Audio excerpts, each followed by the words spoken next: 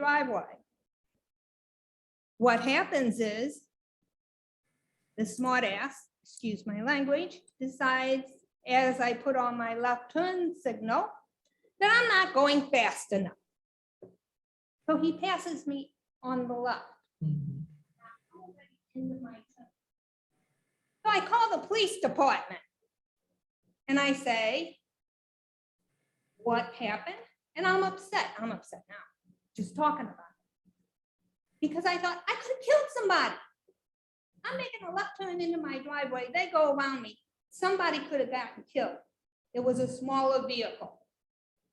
I'm making that, I go in the house, I call the police department, and our wonderful dispatchers who have had issues with in the past says, well, you were backing out of your driveway.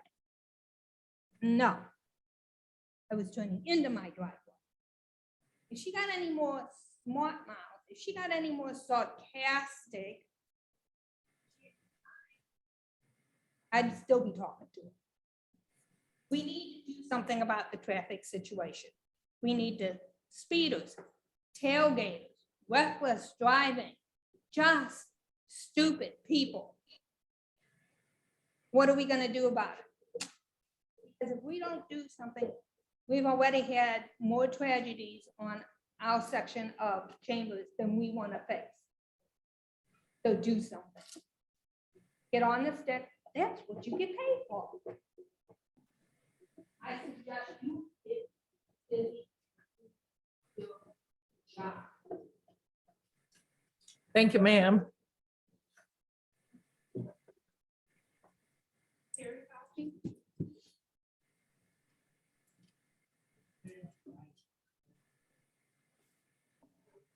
I'm sorry.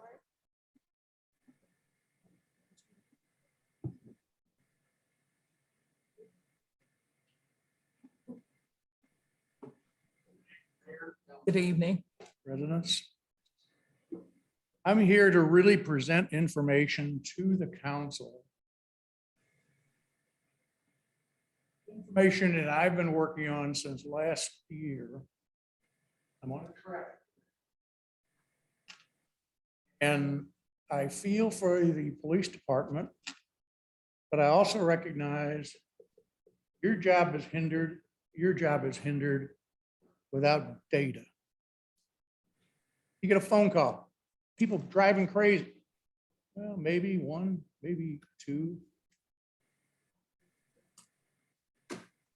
Work on the one with the 50 than the one or the two. That's just my opinion.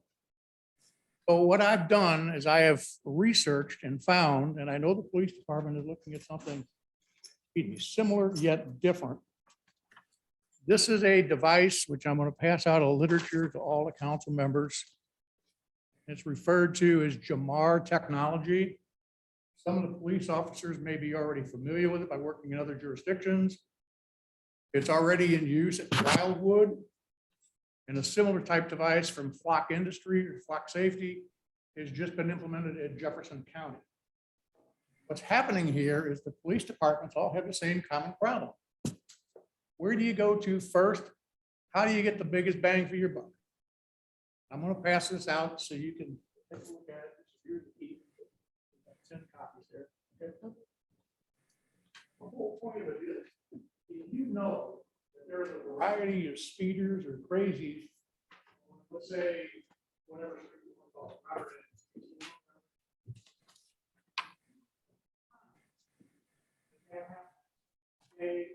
Day after day. In other words, you get a window. But they keep showing up. This device will track that. Use information, say, this time of day, this time of day, there. Terry, talk in the microphone. Okay. And I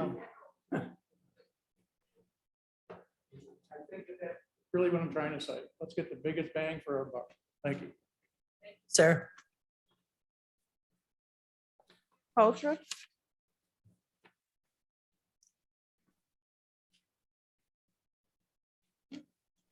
Evening, Mayor and council persons. and residents. I feel like a call-in show for KMOX in the beginning where I'm a long-time listener, but a first-time caller. So, and some of this has been touched on a little bit earlier this evening. What I'd like to say is I've had the occasion to be driving through other parts of St. Louis, as well as parts of Chicago and Peoria the past several months, and they have something in common that we do not. What they have in common is the lack of abundance of people who are allowed to drive cars without current license plates on their cars or no license plates on them at all.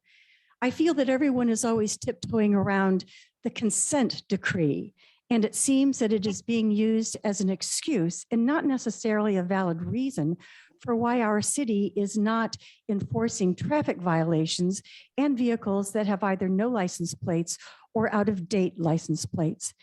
I realize that the word predatory comes up to explain why we cannot enforce our laws as it relates to the consent decree. So I looked up the definition just to be clear. As it relates to humans and not animals, am I off? Oh. The definition is inclined or intended to injure or exploit others for personal gain or profit, such as predatory lending. So the use of the word predatory relative to abiding by the consent decree and failing to enforce our traffic laws does not apply. How will anyone take any of our laws seriously when the owners of vehicles are allowed to drive them without any penalty? These drivers are violating the law, period. Now, I realize that we are understaffed, but I feel our police department is understaffed, but I feel that this is a separate issue that I hope can be rectified.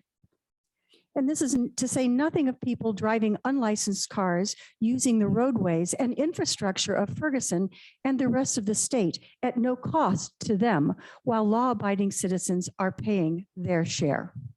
Thank you for allowing me this time. Thank you.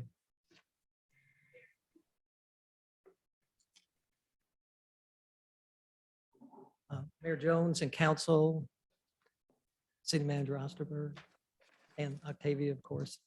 Yeah, good evening. I wanted to make, first of all, I wanted to explain, we're on the CRB is on the agenda tonight to make a presentation, but you've probably already been informed that we're going to push it out to the 14th. And the majority of the reason was when we requested that, our expectation was that Zoom would be available. Part of our presentation was to do an online demo of the new web pages that had recently been created and that Octavia did a great job on. She kind of managed that and put them together for us. So our understanding is on the 14th, we'd be able to do it and have a hybrid meeting, a Zoom available. As I usually do, I wanted to remind the council that we are going to need 3 new members July 1st, one from Ward 1, one from Ward 3, and one at-large member that could be a resident of any ward or a business owner, minister, teacher that works in Ferguson but doesn't necessarily live here. There's no special requirements other than like the residency requirements and a desire to improve policing in the Ferguson Police Department here in Ferguson. And I've tried the last couple of times I've mentioned things that you could mention on why citizens might want to serve. One of the things I mentioned previously is the CRB gives feedback to FPD about how ordinary citizens, that's the CRB, we're just ordinary citizens, and anybody that you appoint is going to be an ordinary citizen, how ordinary citizens view their actions and their investigations of complaints. I talked about how the Monitor survey showed 10% of respondents had a dissatisfied or very dissatisfied view of their interactions with the Ferguson Police Department. That wasn't people that were dissatisfied with crime or with or traffic stops or with speeding. That was people that had an actual interaction and they were dissatisfied with it. So we all know what a business would be like if it had a 10% dissatisfaction rate. That would be disastrous for. So if you think from a customer service point of view, things that the Ferguson Civilian Review Board can help with is the FPD's understanding of how citizens view their interactions. So the CRB is a built-in mechanism. for FPD on community attitudes towards complaints, use of force, crime, transparency, and accountability. It's almost like a focus group to give them insight into how the community views things. Also, one thing I just wanted to mention, last thing is like on our Facebook page, somebody real early on posted something, a comment saying nobody's qualified to do that. I think their implication was that, well, you guys aren't qualified to be overseeing the police department. But if you think about it, our whole justice system is built on ordinary citizens everywhere, every day, entrusted with reviewing facts and making decisions. We call them juries, okay? We just, no special training, just ordinary people reviewing facts, making decisions. Civilian review boards are the same way. We're reviewing facts, making decisions, giving advice. We're ordinary citizens. That's all. We just ask for people that want to help policing improve in Ferguson. Thank you. Thank you. Alan Miller.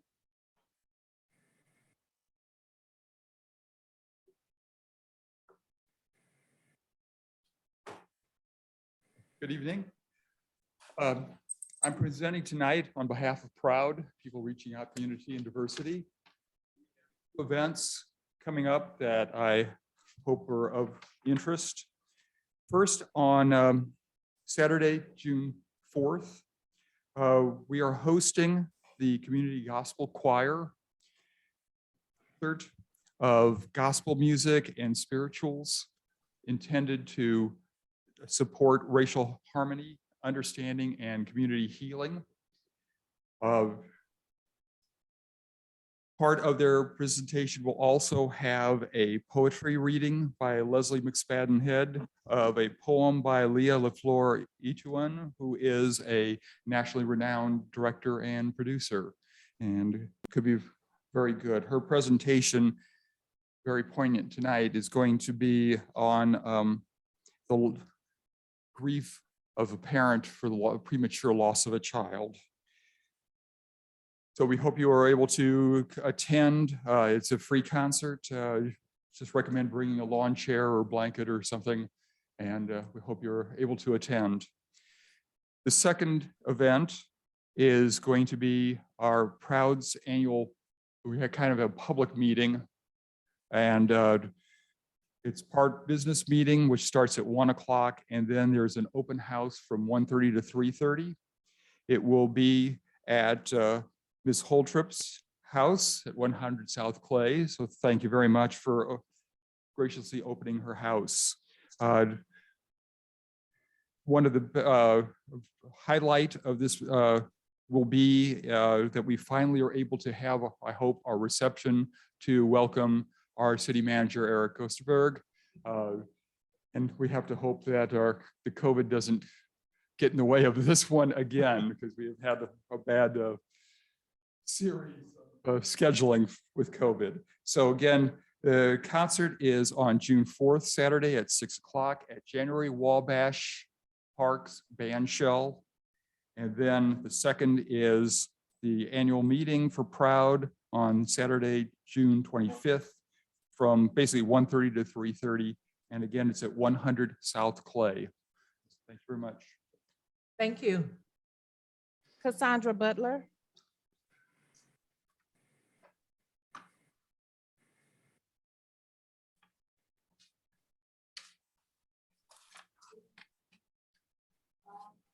Have a lot to say, but so I'm have to say over a series of meetings. So tonight's topic is basically the topic of conflict of interest. I am really noticing some huge conflict of interest bubbling up on the council that is really, really concerning to me. And I really hope we can deal with this and set the right tone. I think that's a huge issue. I see council members asking for ARPA funds to the tune of $100,000. I see a council member on the agenda tonight for a city contract. This is conflict of interest. It's not appropriate for council members to be doing business like that with the city. I think the council as a whole should be putting in place rules to deal with this. You know, if anyone is concerned about the direction the city is going in, then appearance of corruption and actual corruption should be on the top of your list. The Neighborhood Police Steering Committee recently presented a suggested ordinance to deal with conflict of interest. So I asked the council again to look at that NPSC suggestion about conflict of interest, or consider your own. But I think that this is really paramount need at this point in time with this council. Bottom line, I don't think if you want funding from the city or you want contracts with the city, you should not be on the council and you should resign from the council. I also wanted to make a brief comment about the consent decree. There's nothing in the consent decree that affects titling of cars and things like that. And I think it's purely a staffing issue, but we could talk about that. I'd like to talk to you about that. And also, Mr. Osterberg, I hope that you could talk about this ordinance 7227 that's on the agenda tonight. In particular, it talks about amending regulation and issuance of business licenses. I'm wondering what it will actually do, and why we need that change. Thank you.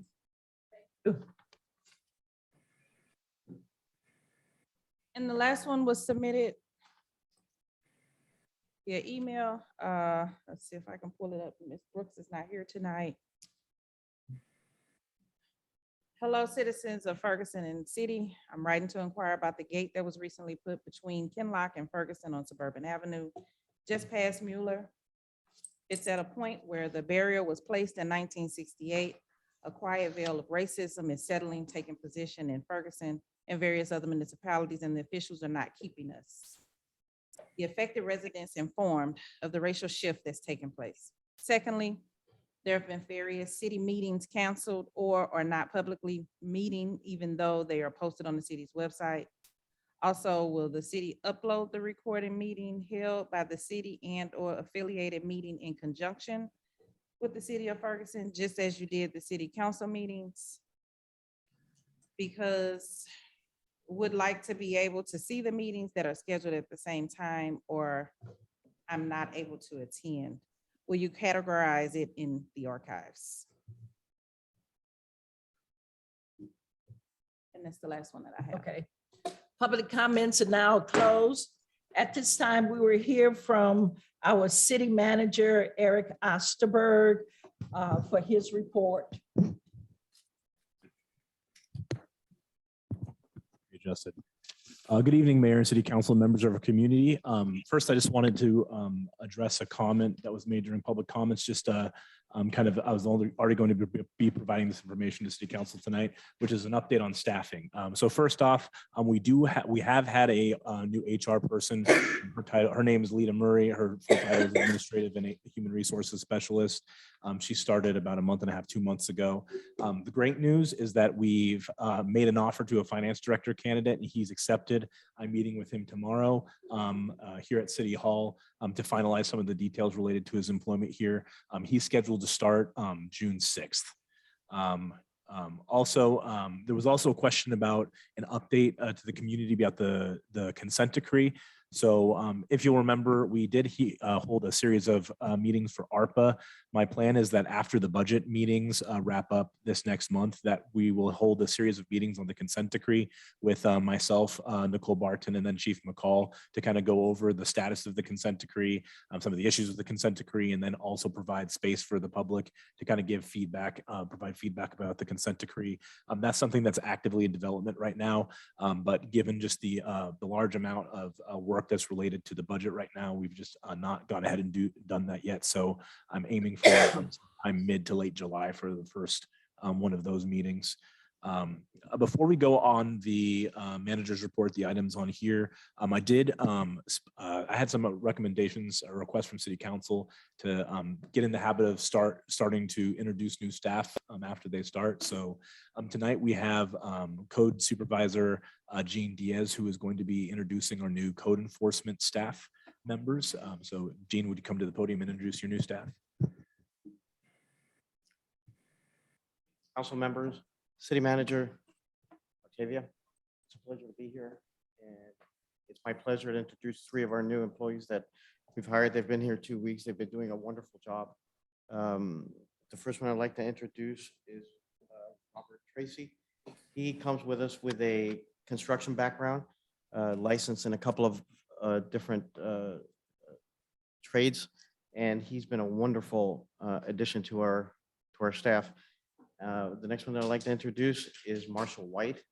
He also comes with a kind of an interesting background where he's done a lot of theater construction.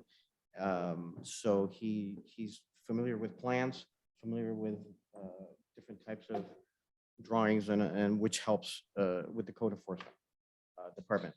And finally, I'd like to introduce Jessica Arnold. She is. She's what? What about it?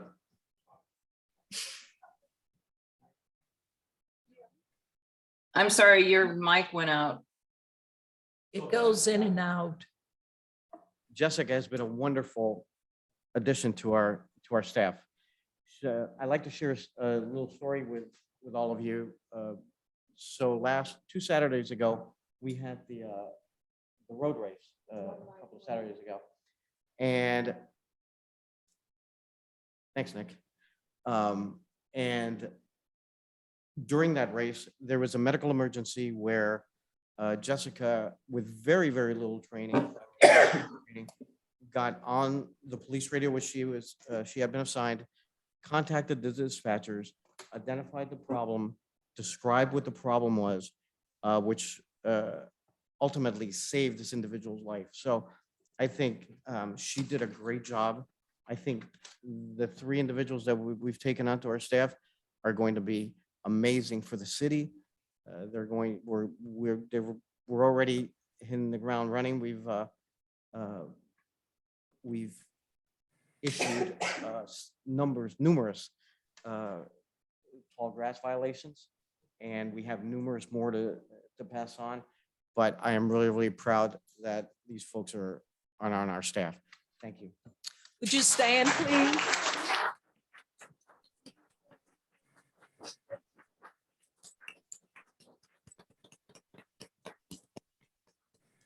Thank you. Mayor, can I ask Mr. Diaz a question?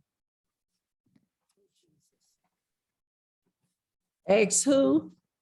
Mr. Diaz, Questions for Jean, city Yeah, manager? This is a great time. Okay. Yes. hey, Jean, thank you for the new employees. Have you had any movement going forward on getting some of the bulletproof vests or cameras for your staff? We have been moving forward with the protective equipment, the vests. We have, with the thanking Chief McCall, who has furnished vests for our current code enforcement officers. I am in the process of getting a vest for Jessica for her to use, and that should be, I'll be getting that done by the end of this week. Also, the camera system, again, with Chief McCall, we've been working back and forth to be able to accommodate our code enforcement officers and get them new cameras. I'm hoping, be sure I'll be able to get that done by the end of May, or I'm sorry, by the end of June. My last question is, how close do you think we are for using OpenGov for your team? I'm sorry, I couldn't hear you. How close? OpenGov Launch date. Yeah, For OpenGov? Yeah. Mhm. So OpenGov, we have a tentative launch date of July 1st. Okay. We're currently working, City Manager Osterberg and I are currently working to get into the the system that is being developed and make sure that we're familiar with it, make sure that what is in there is what we feel the city needs for transparency and reporting purposes. Perfect. Thank you. Welcome. Was there any more questions for Mr. Diaz from council?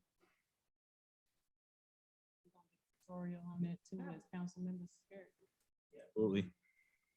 They did not hear you. I asked if we would, council members would be getting a tutorial of OpenGov, so we are. able Yes, to- once we launch. So yeah, as Gene mentioned, we're in the development phases where we're kind of laying out all the processes. We're prioritizing code enforcement violations first, and then we'll be going down the list and onboarding the rest of our permitting processes that will all shift over to OpenGov.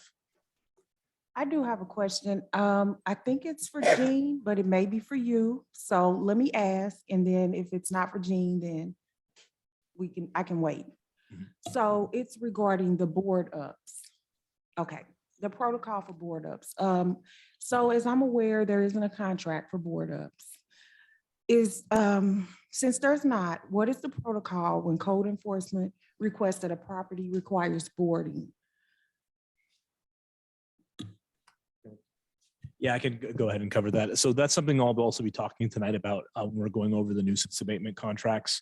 But the protocol is that we've reached out to prior vendors that we've had relationships with and requested they conduct the board ups. Okay, are we going to, I know you said you're going to speak on it. Yeah, so I just can wait. I'd prefer to I can wait. address it in the context of the Okay. resolutions tonight.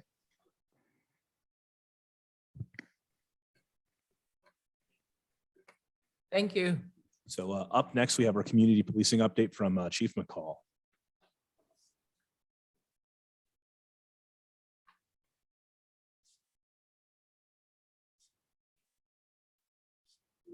Council, staff, community.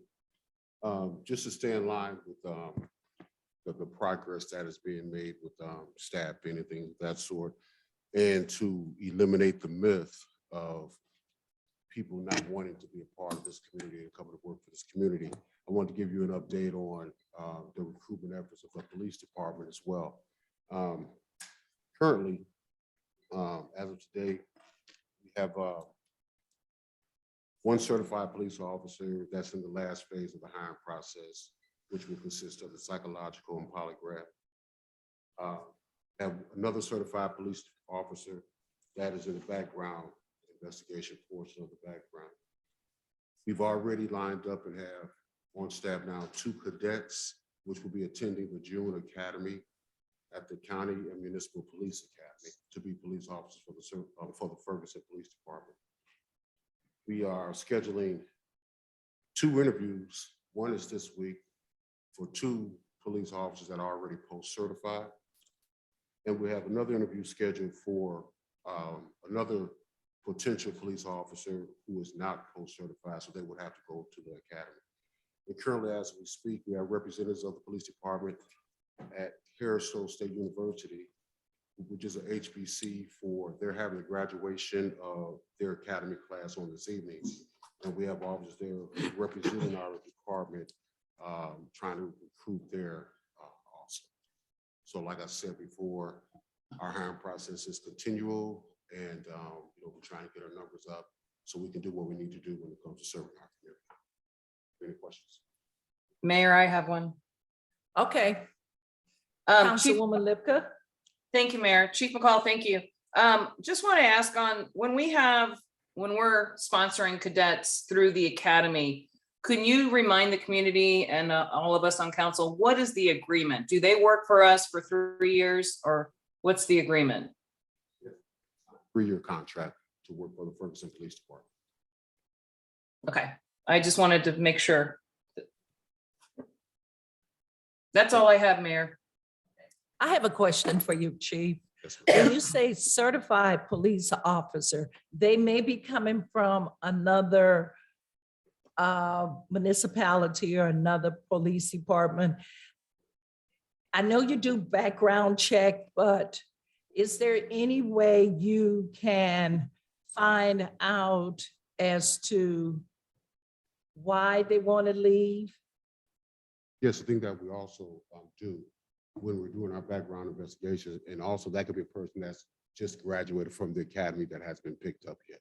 But if they're coming from another agency, of course, we go to that police department and they sign a waiver so we can review personnel files and things of that sort. But we also, if they left an agency and they're not employed by the agency anymore and they're in our process, we'll check with posts in Jefferson City. And because anytime there's a police officer that leaves the agency, be it if it's voluntarily or not, that has to be reported to the state of Missouri.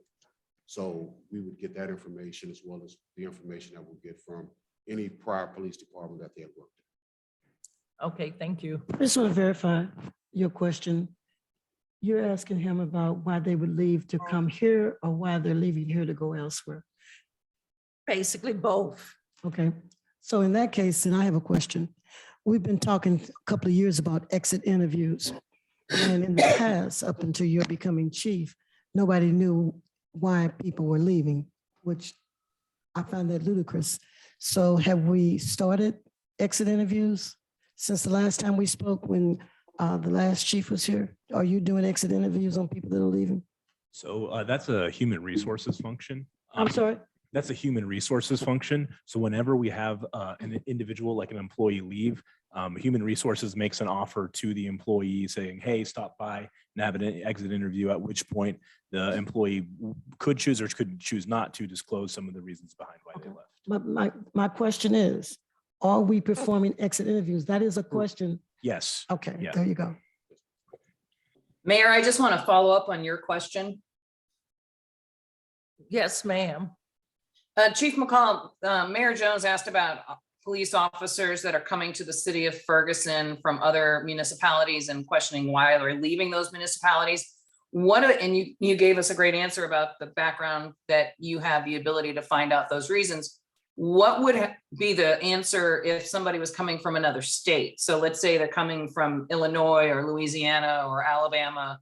Do you have the same ability to find out what's going on there? Oh, yes, ma'am, we do. We would contact that agency.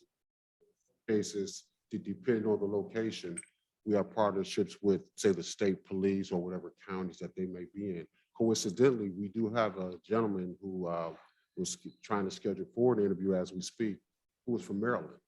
And he's been a police officer in Maryland, but he grew up here in Ferguson and he wants to come back home. So we would go through the entire same process with that individual as well. I think one of the reasons I'm concerned, I don't know about the mayor, so I'm not going to speak for her, but the reason I ask is because I just don't want to see an officer leave under bad terms or bad behavior and then be able to be picked up somewhere else. And I don't want us to be stuck with somebody like that. With our backgrounds is that we stress the point because we're going to maintain that standard that we have in place. And if you've left because you're not dependable, falsifying something on applications, that sort, we're not going to pick you up. And also, borderline losing your post certification as well. Okay, thank you. Thank you. Any other questions? Thank you. All right, up next, City Council, is we have a request for city sponsorship for an event for Juneteenth this year. Dave Musgrave, our Parks Director, is here to present on that.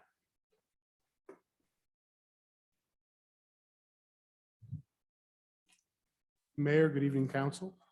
I sent out a memo along with the completed special event application and the proposed invoice to you guys earlier this week. Basically, we're looking at doing the Juneteenth event partnered with a group of citizens and business owners. It'll be very similar to last year's events over at Plaza 501. As always, they filled out the application, went through the process. Just wanted to bring it to you guys for approval and kind of go through the process. So that's where I am tonight. If there's questions, I'm more than happy to answer them.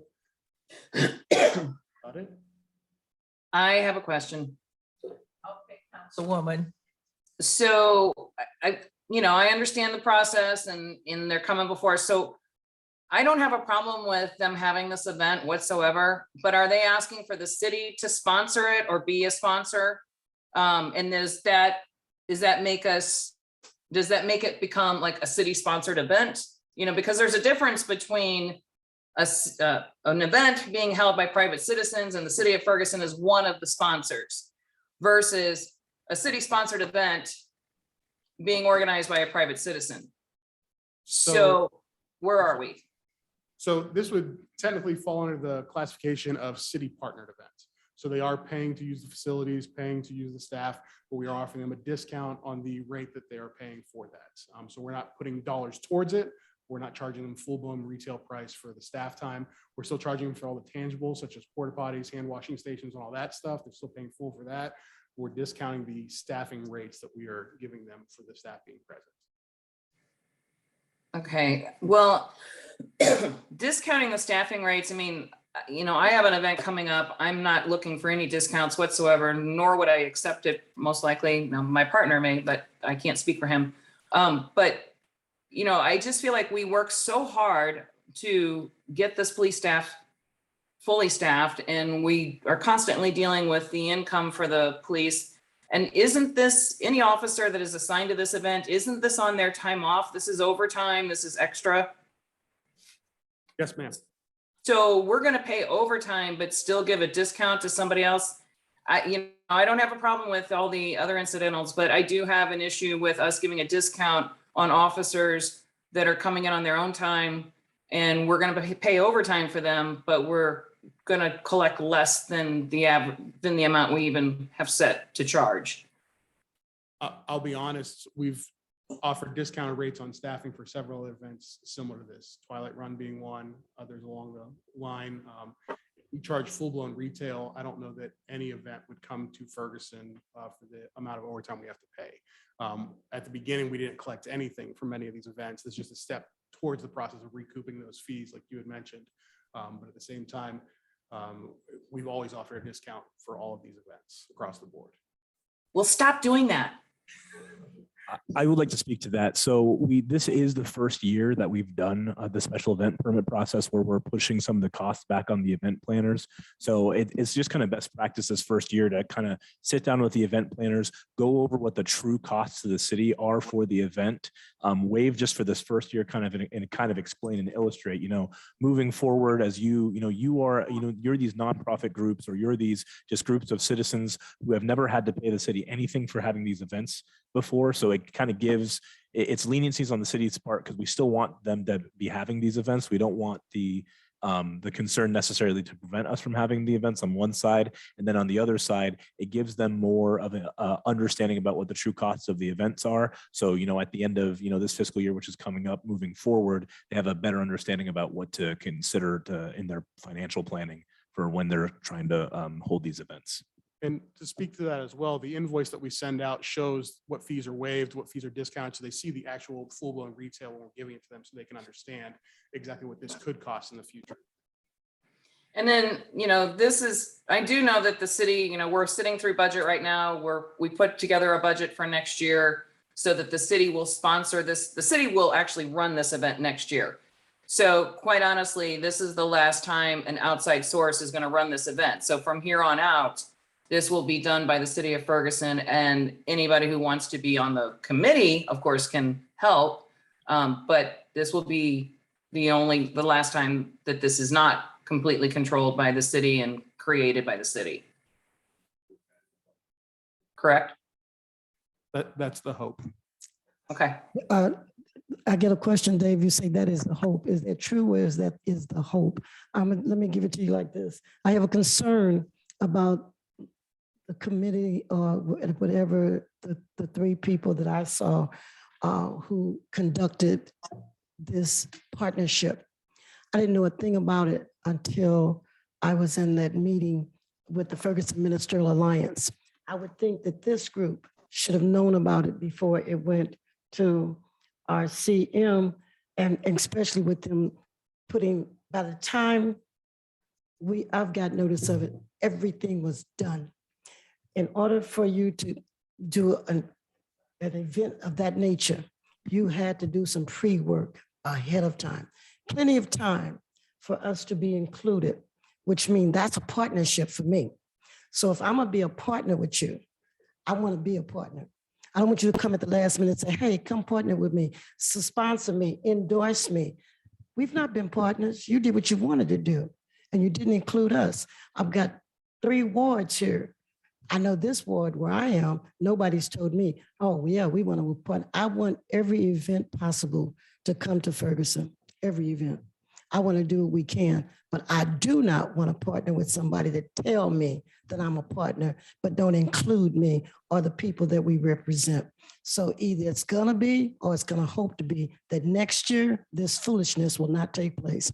Sooner or later, I have the feeling that we gotta stop it somewhere. This happened last year, was a fiasco. And now this year, as far as I'm concerned, it's another fiasco, because you're asking me to endorse, to partner and support only when it come time for the money. Counselor, we did bring, following the event last year and the concerns that I council didn't hear brought what to you our first said. attention. What was your first come out the gate? What? So following the concerns that were brought to staff following the event last year, the Juneteenth event, staff presented a special event permit. That was kind of the precipitating event and the reason why we implemented it. At the time, we did explain to city council that, staff does the work collecting all of the information about the kind of the scope of the event, the impact of the event, the true cost of the event. And we can administratively approve events. However, if people want to have recognition from the city and be considered a city sponsored or partnered event where they're using our logo and saying that the city is supporting it, then we bring it to city council and with all of the information for you, so you can provide feedback to the people who are trying to hold the event. And then on the other thing, you had the question about the funding for Juneteenth for moving forward and the intent for the city. At the first city council budget session, we did, staff did present a figure, and I can't remember what that is, Dave, if you'll remind us. 20,000. We settled on 20,000. Yeah, 20,000 in the budget for next year, just so we can make certain that we're doing that event ourselves moving forward.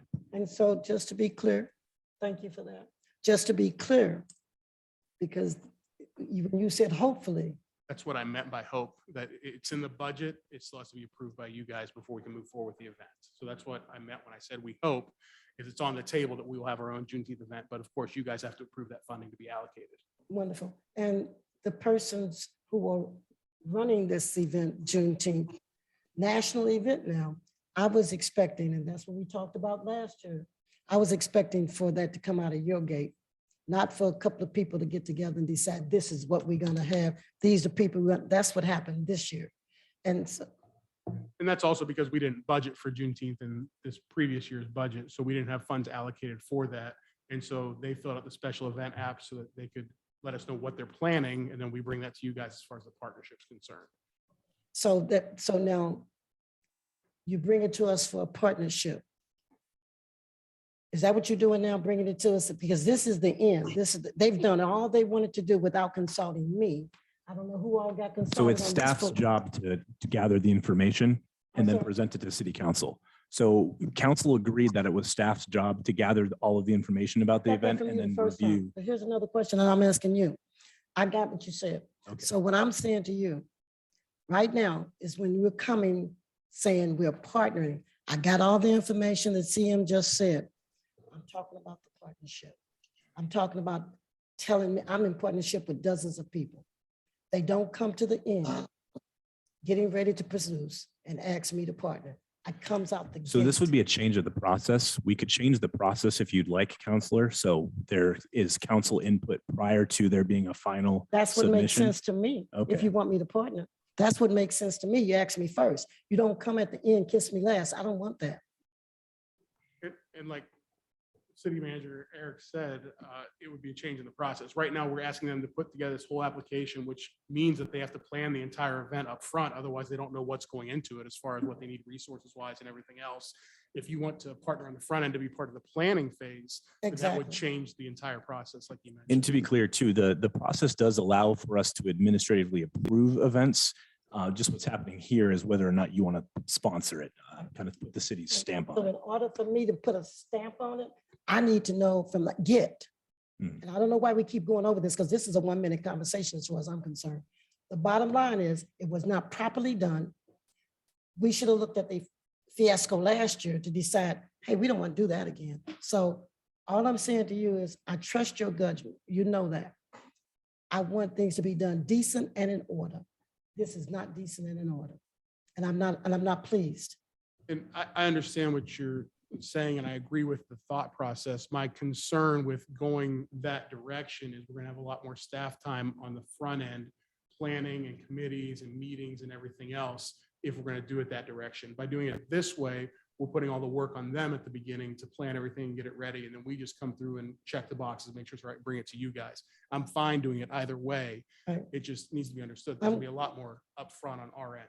I'm going that glad to way. hear, I'm glad to hear that you said you're fine with it, because what I know to do, when you start off right, you end off right. And so if we got to go to that point to get it right the first time, let's be there. That's why we got the traffic situation. That's why all these situations that we're complaining about, the citizens want to happen, is because we don't start out right. We have an opportunity to do this thing right. I'm willing to go along with it, but don't play games with me about it. Let's do it decent and in order. Let's let the citizens know we're not just sitting up here for the heck of it. We're not. So I want it done decent and in order. If it takes going through that process to do it right the first time, let's do that. Because if you do it right the first time, again, it's check the box. We good? Thank you. I got one last Yes. question. Councilwoman Robinette. So since we're already, I mean, it's like right around the corner. I mean, I feel like this is something that it's already done. Let's crack down next year on the process and let the event take place, and let's do it better next time. I hear your point, and that's what we said last year, that we were gonna do it better that time. That would mean this time. The only thing that happened this time is they did it different, not better. And No, so I would, can I, I'm sorry. Councilwoman Burrow is speaking. I'm Was sorry, she go ahead, finished? Linda. Sorry. I'm sorry, go ahead. the only thing I would say is I hear where you're coming from, but I will say we may not have done it as right as you're talking about, but I do think we did learn last year. We did create a SOP. We did create a special event process. We did create a pricing guideline for our services. So I think there's still some things that need to be tweaked, absolutely.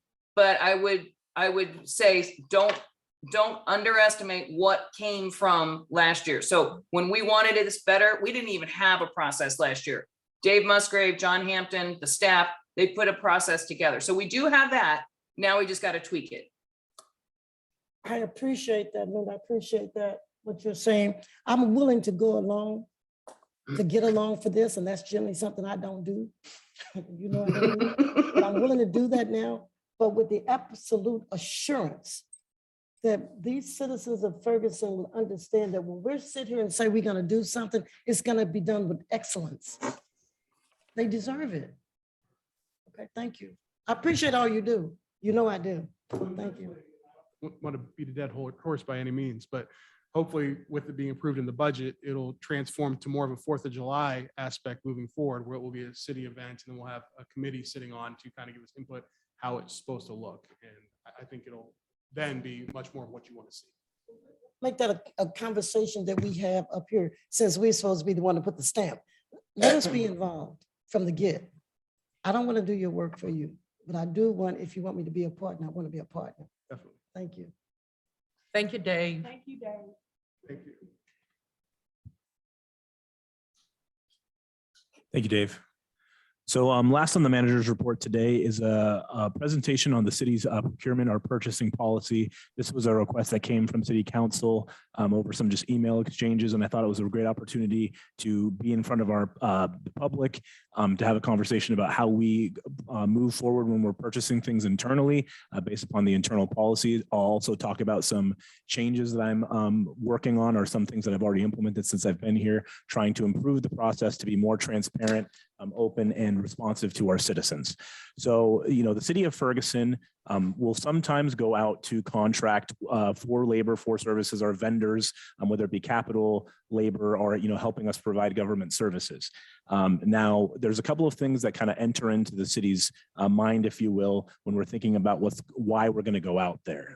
One of the things most recently is going to be just the fiscal constraints and the low staff that we have here at the city of Ferguson. So what this introduces is something called the principal agent problem. So this is just the idea that, the city has an idea of what needs to be done. So we're going out to market and we're trying to find someone to help us do the job. Because we can't do it ourselves because of costs or because of staffing levels or other challenges. Maybe we just lack the expertise, things of that nature. So, as a city, we're the principal hiring an agent, which is a contractor or a vendor. Now, there's two things that kind of break this down. First is the conflict of interest, where if there's a confusion about who the principal is and who the agent is, the work gets muddied because there's a conflict of interest. You tend to trip over yourself. You tend to maybe not see the quality of work that you want. The other thing is the asymmetry of information, meaning that we might know something or the contractor might know something that we're unable to communicate. So because of that, we enter into contracts with vendors and we go through a competitive bidding process. So the first thing that we try to address with asymmetry of information is the communication of expectations. Those are things that are clearly laid out in contracts when we enter into contracts to do work. The second one is conflicts of interest. The way that we get over that is we clearly define the roles, the reporting relationships, if you will, and then we also go to a competitive bidding process to make sure that everything's above board. When we do competitive bidding processes, what that provides is we go out to market and we get a better price and we have a better understanding of what services are available in the market to the city. So based upon our current purchasing manual and our purchasing policies, there's kind of two different thresholds that trigger bidding. So it's quite low, actually. So regardless of whether or not so I'm going to talk about two kind of trenches of funding. The first one is between $1,000 and $9,000, and then $10,000 and above. So any purchase that the city makes that's between $1,000 and $9,000, the first step for us to be able as staff to go out and get whatever goods or services or capital that is council budget appropriation. So city council during the budget process actually allocates the funds for anything that we as staff are going to do for the next fiscal year. Fiscal year is a kind of an interesting concept. For those of you who don't know in the public, those run from July 1st to June 30th of the following year. So it's just kind of a way that the accounting calendar works is different than the calendar that you're accustomed to. The next step for procurements between these levels are we do a written bidding process. So a written bidding process is when a staff member goes out, we have a form, we have a template form, and staff calls around to vendors that they might have worked before or not, and they request kind of a quote for the price of the work or the goods or the services that the city's trying to acquire. At that point, we're able to make a purchase without any input from council. Now, the thing where that changes is procurements over $10,000. So again, that starts with a council budget appropriation. We actually have to have the funds called out for and approved by city council. And then next is what's called a RFP bidding process. So for members of the public who don't understand what an RFP is or may not have heard that term before, it's a fancy bureaucratic acronym for request for proposals. So there are places where vendors and developers and contractors, they're constantly looking to see who might be interested in their services. So what the city does is the city goes ahead and draws up a document called a request for proposal that includes a scope of work which essentially captures all of the things that the city needs from a contractor to be able to enter into the work with the city. So the RFP process is typically what we do is we kind of go through two avenues. First, we go through print media through the St. Louis County. Then we go through digital, which includes us posting a copy of the RFP to our website. And then we go through a new portal called BidNet, which is linked to what is called the Missouri Purchasing Group, where all of those vendors, contractors, developers, what have you, kind of exist and have their tabs on. They get email updates whenever there's a document uploaded that kind of matches their areas of expertise. After that, We bring the, I and staff bring that, the contract up to city council for review. And then council makes a resolution approving my ability to go into a contract with said vendor or contractor or what have you. And then we enter into that contract and then we execute the work.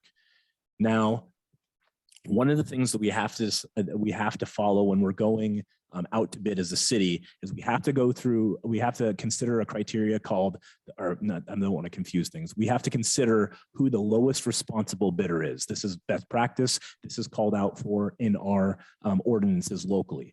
So that comprises two things when you're talking about a lowest responsible bidder. The first is criteria. The second is cost. So the criteria for a bidder is, can you do the work? So that is a combination of a lot of things. That's a combination of their experience, their reputation, their area of expertise, maybe their credentials, the credentials of their staff, their ability to communicate what they can do for the city. And then the second one is cost. So oftentimes we will go out to bids as government, and we might have someone who's the lowest bid, but might not be the person who's actually able to do the job the best. One of the things as staff that we have to do is take into account the entire picture. That is probably the most important thing to understand about the bidding process, that it's not simply always the lowest cost. It's also a combination of, can the vendor, contractor, service provider also do the job effectively. Now, I want to go over some of the things, and there's a lot here that I've noticed as a city manager that I think that will be improved in our internal purchasing process. So that this is quite exhaustive, and this is just a representation of all of the work that I've done since I've been here to try to make our processes more efficient, more responsive, and more transparent. So first, I'm going to recommend that we eliminate emergency procurement procedures, if only because we're in a situation in the city right now, especially as it pertains to our infrastructure, where we have a number of emergencies that we're aware of, and it's best that we have very thorough, exhaustive, comprehensive conversations about how we're going to approach our resolving the issues of our infrastructure, and do it in a way that's objective, fair, and impartial, right? We don't want to, we want to make certain that we're not giving preference to one side of the city or the other, or different areas. We want to make sure that we're tackling our infrastructure based upon the quality of the roads that need the service the soonest. Right. Next, elimination of contract extensions. One of the things that I've noticed just since I've been here in Ferguson is that we have a lot of contracts that we enter into with provisions that allow us to allow the vendor to automatically extend a contract if we don't get back to them and communicate that we're not interested in their services, which means that oftentimes we found ourselves, since I've been here, in contracts for an additional fiscal year. That's 12 months that I'm not able to back out of, because whoever signed the contract kind of locked us in there. So by eliminating contract extensions, it makes certain that we're always going through a process of every 2 to 3 years, bidding these contracts to have the best service, the most responsive service, and the service that's going to be the best price for the city. Third, mandatory minimum of 3 bids to proceed forward with purchase. This is not something that's been written into our purchasing policy internally. What we've kind of allowed for is that if there's just one bid for any RFP, that we will just go ahead and move forward with it.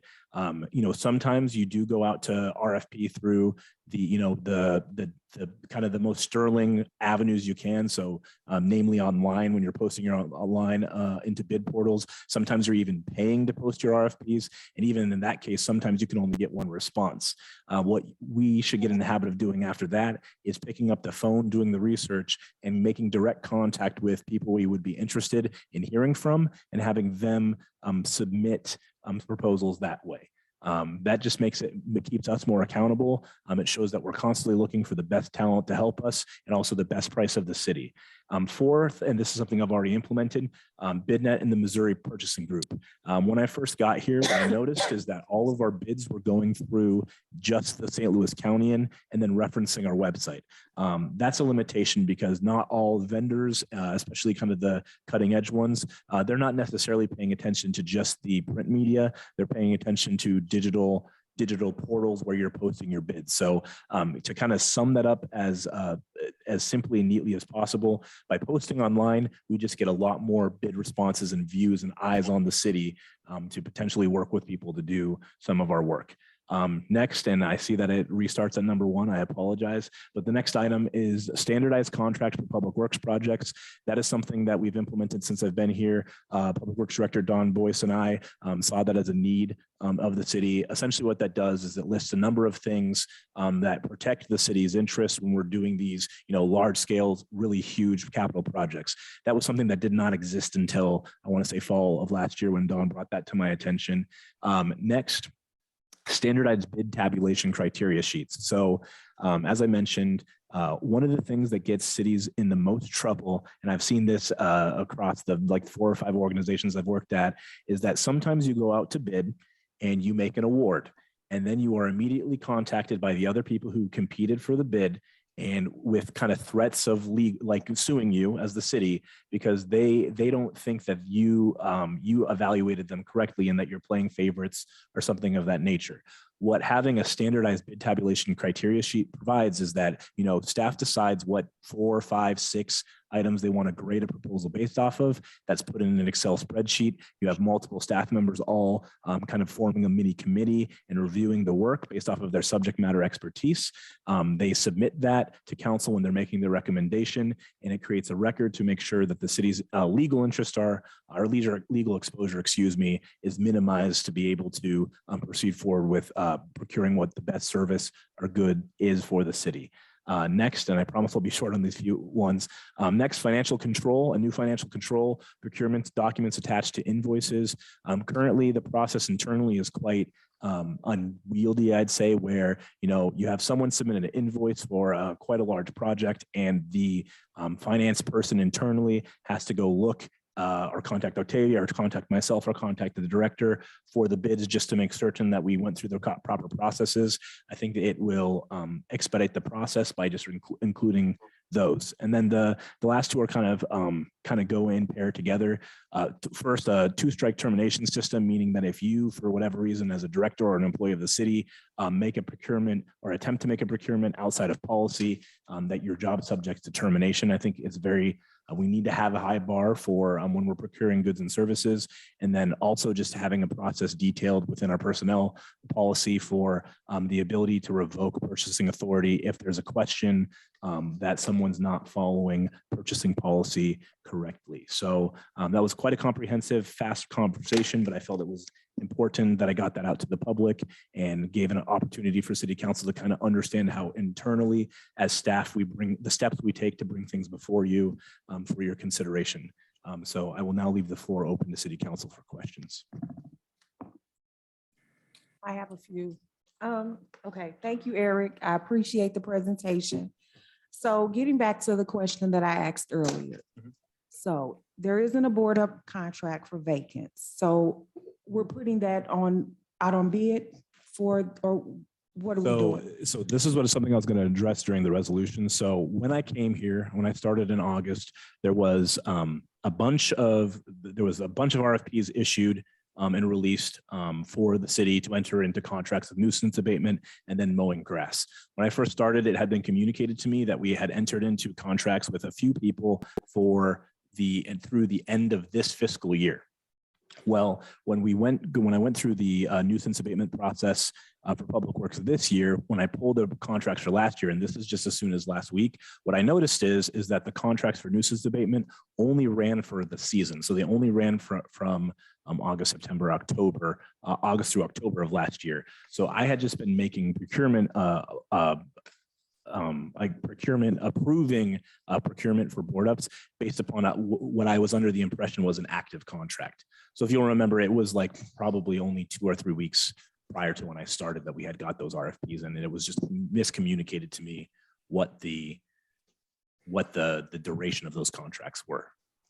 Okay, so I guess just to clarify, so we are going to put it's going out on bid for the board up. So that has already been done, and that's before you today. That's part of a nuisance abatement. Okay. So You mentioned the websites. Mhm. Are you still using the county and to post? We are. I think it's still important that we do that because we want, again, we want to get as many different people as possible. So we want to cast as wide of a net as possible.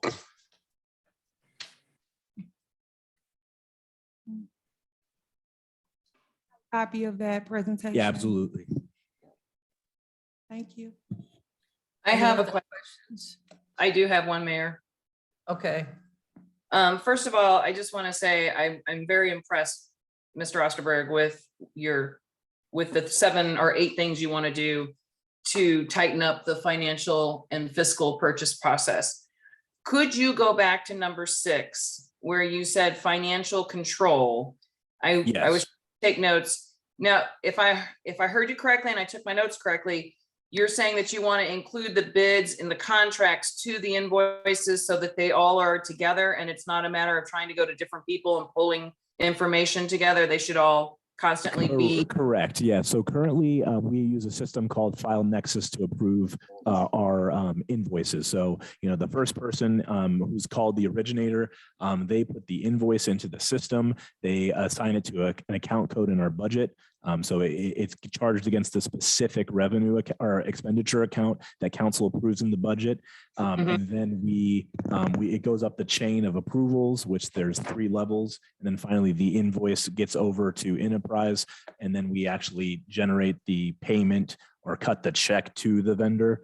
What I'm saying is that to just kind of buff up the process and make certain that we always know where purchases are coming from and make sure that they went through the proper procurement steps, is that when a staff member submits an invoice, it also has all of the attending bid documentation. So when we're reviewing them, none of the staff no longer has to look, you know, at their screen here and then in some folder here, or reach out to another staff member to see that the proper paperwork has actually been generated, that they actually took the proper steps to go through the bidding process. Okay. And that'll be really nice too, because in the invoices, when you're looking at them, you can see how much the invoice is for, right? So with training staff, we'll know that if there's a purchase between $1,000 and that limit of $9,999, that requires a written bid, right? So we'll have that in the system. So when people are going through, when staff members going through to audit and review all the documentation, they'll see, okay, here's the first invoice. I see that it's $15,000. So that means I know that there should be, you know, such and such documentation, and they'll scroll down and view all of that. Because right now that's not happening. And I think that's kind of a not as tight of a financial control as we could otherwise have. Well, I know right now we have a situation that, you know, where we have a vendor who has provided us services in the newspaper, the Ferguson newspaper. They've also provided us services for catering, and they've had a really tough time getting their invoices paid. So is this going to tighten that up too and get them paid in a quicker, timelier manner? Yeah, and I think the other thing too that will tighten that up is that we'll have a finance director here starting pretty soon. So, you know, because I've been juggling, you know, hundreds of invoices and reviewing all of those. And, you know, that's the thing too, is that when I'm reviewing invoices, I'm also trying to track down all of the documentation. So that creates a lot of work staff time. So, you know, one of the things that I'm thankful for, having been the interim finance director, is it gave me an opportunity to kind of see some of these things, these opportunities for us to have tighter financial controls. Well, if you can get these all implemented, we're going to look a whole lot better. So thank you. Rick, I got a question. Yes.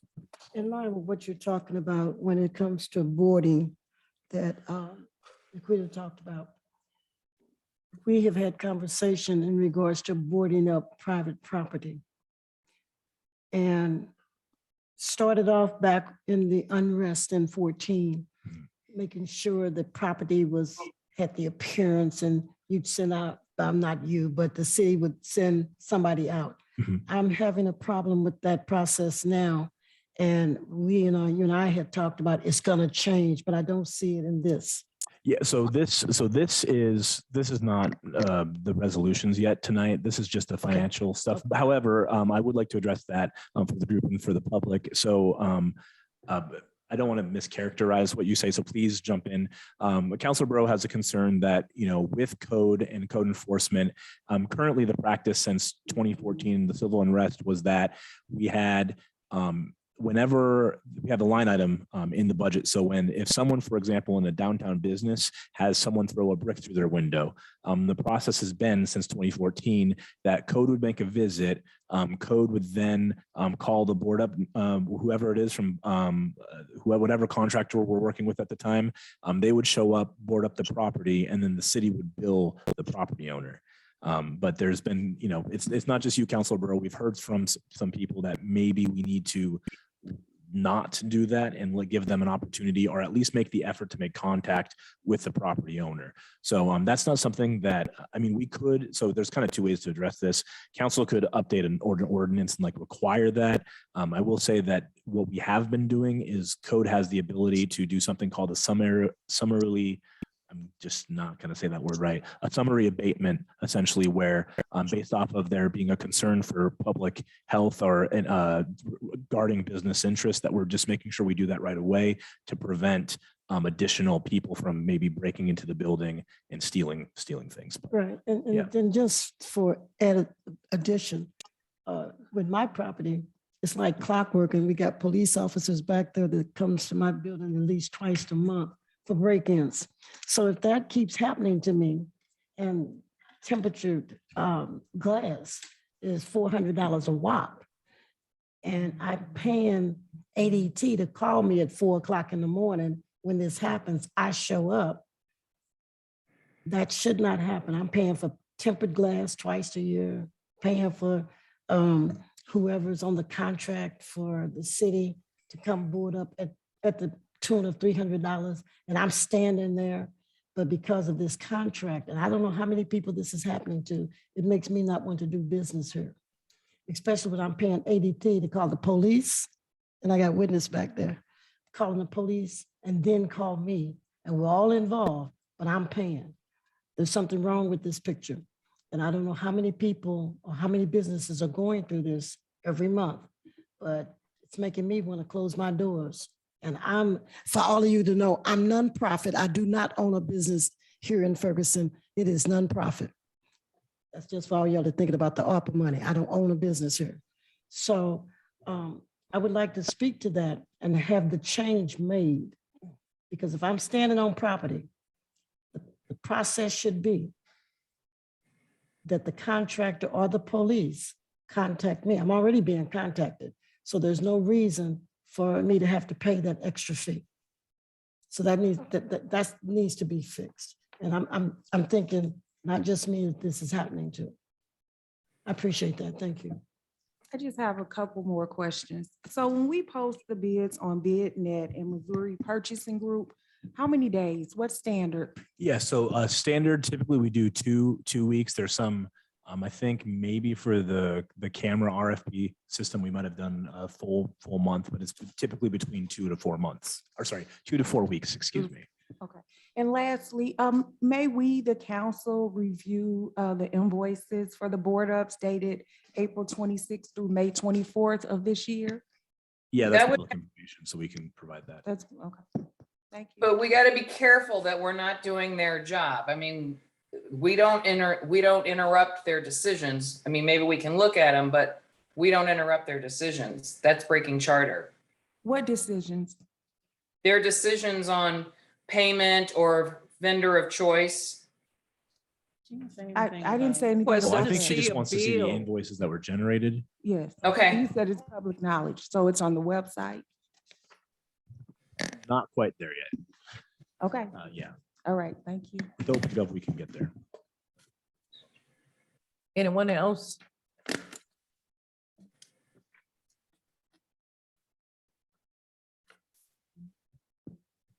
Okay. Now we'll move to our special presentation. City Manager. Yes, Council, as you know, Jerry Noble was up in front of you and said that they will be moving their presentation to the 14th. So we will be starting with a Chambers and Hereford update, item B under special presentation from the Traffic Commission. Chair Nick Kasoff is here to provide that update. Good evening. It's not going to be a very special presentation. It'll be an okay presentation. Just a couple of quick items I wanted to make the council and the public aware of. First of all, in our last council meeting, the members present voted unanimously to support the city moving forward with the most comprehensive traffic calming plan that was recommended by St. Louis County, that being the one with the roundabout and the other measures as well. We also unanimously felt that the cost sharing proposed by the county was outrageous and ridiculous and unwarranted, and want to express to Mr. Osterberg that he should beat the tar out of the county and knock that down as far as he can. So I'm sure that process is ongoing, and hopefully we'll get that down to a level. But the Traffic Commission does unanimously believe we need those measures in place.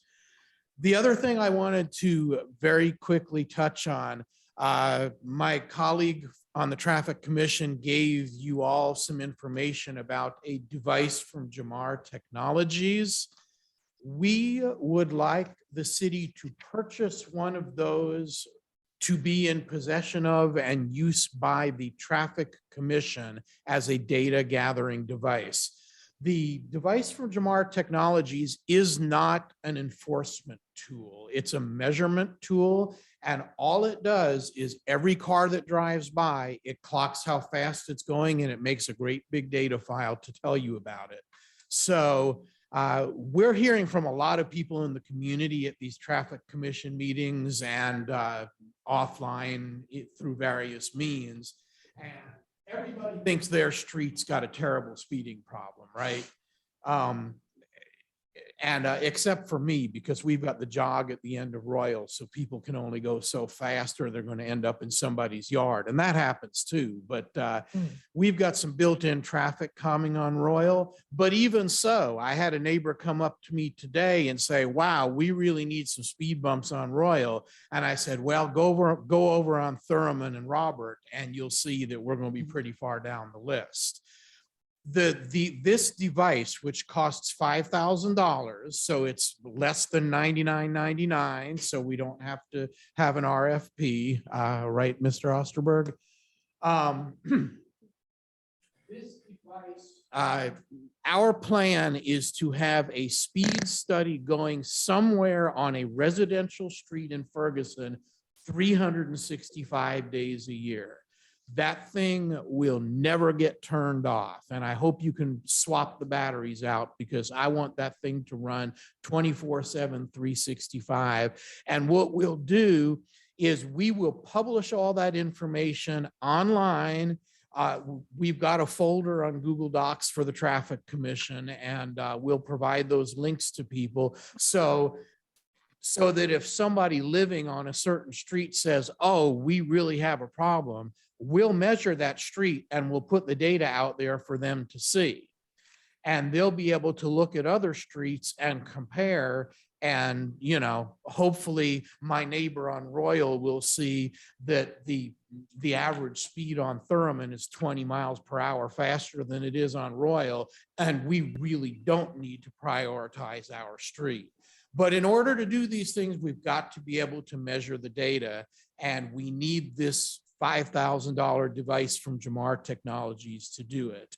Now, I don't know from a city property standpoint whether a board or commission can actually own property.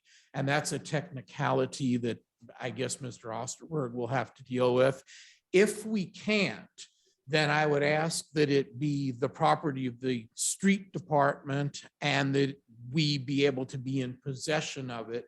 Because what I don't want to have to do is every couple of days hunt down somebody who works for the city and ask them to go out and move this device. We want to keep this device on the move so we can get to as many streets as possible and get that information out there for the people and ultimately for you, so that you can make decisions based on that data. we've got to be able to keep that thing going and moving. And everybody at the city is busy, so we would like to be in possession of that device so that we can do it. And that's really all I've got to say. Is there any questions? I have a couple of questions, a question and a comment. First off, so it's $5,000. So we do have to get other bids. We have to reach out to other companies to compare the price. And then the other thing I was going to ask is that, do you know if this technology allows you, like the data, is the data kicked out to like a browser-based solution where you have like an account, you log into a website and then it lists the data for you, or does someone have to go to the unit and extract the data? So this unit, there's a transponder that you put up on a telephone pole, and hope we would put it high enough up that curious people wouldn't walk by and grab it, of course. But you have to, they give you a special laptop with the unit, and you have to bring that laptop in proximity to the unit, and it downloads the data from the unit to the laptop. So it's not a cloud-based thing, which the bad news is we have to go there. The good news is we don't have to pay a monthly fee for a cloud-based thing, because then you've got to have a cell phone connection on it and all that, and there's no recurring cost to it. So, and the good news is it's all going to be on streets in Ferguson. So I can get in my car from my house and be anywhere in Ferguson in like 3 minutes, obeying the speed limit the whole way. And so it's really not a big deal to go out and do it. And what we would do is we would have a time frame of maybe 2 or 3 days. And then we would come retrieve the unit from that street, download the data, evaluate the data, post it on the website, and then mount it somewhere else. So we're going to have to go out to the unit anyway. And then as far as mounting the unit goes, is that something like, how do we do that? Because the city doesn't own all of the street lights, for example. That's a good question. In other words, the legality of sticking something on a utility pole.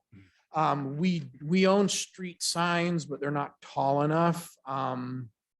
I don't know. That's something we're going to have to look into. I feel very strongly that I don't want my $5,000 device somewhere where somebody can reach up and grab it because they're curious or because they think it looks valuable. So we're going to have to somehow get it out of reach, and it's got to be adjacent to the roadway. So.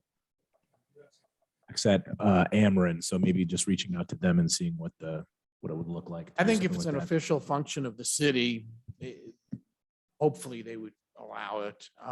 I would also jump in and recommend that if there is a question, we should call some of the other communities around us that use this device and see what they've been doing, how they handled it, because there are other communities around St. Louis County that are using this device. Okay, are you aware of who that is? I thought Terry told us. Terry, you know who's using the Jamar? Okay, we'll get in touch with them and see what they're doing. Because yeah, obviously if they've been doing it for a while, they'll have practices that they've already got in place. Ladue, I think Ladou's using it. Okay, we'll look into that. And the other thing I wanted to point out too is, isn't the $5,000 the cost with the laptop? We could actually even do it cheaper than that if we wanted to use our own.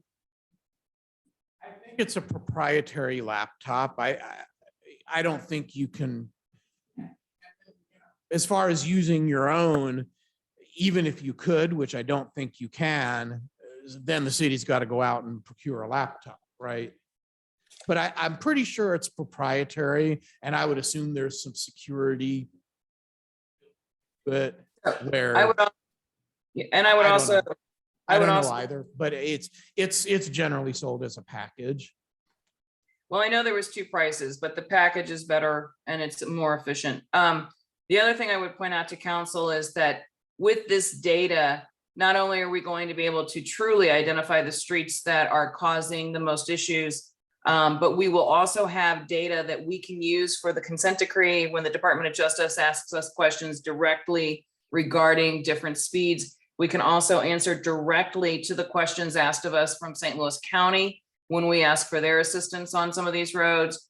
And we can use this data very efficiently when we're looking for road grants and things of that regard. So it is a very cost-effective investment in a very possible future of grants and more assistance from other entities. And you bring up the county. We had those speed studies from the county that they did on Chambers, but the county didn't give us the detailed data. They kind of massaged and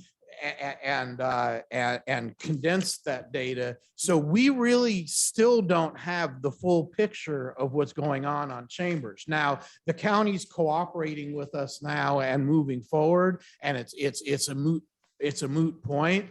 But if the county had stuck with their previous statement that we don't have a problem on Chambers, the way they scaled that data back before they gave it to us, we would not have been able to make an effective argument, say to county council or to the director of highways and traffic.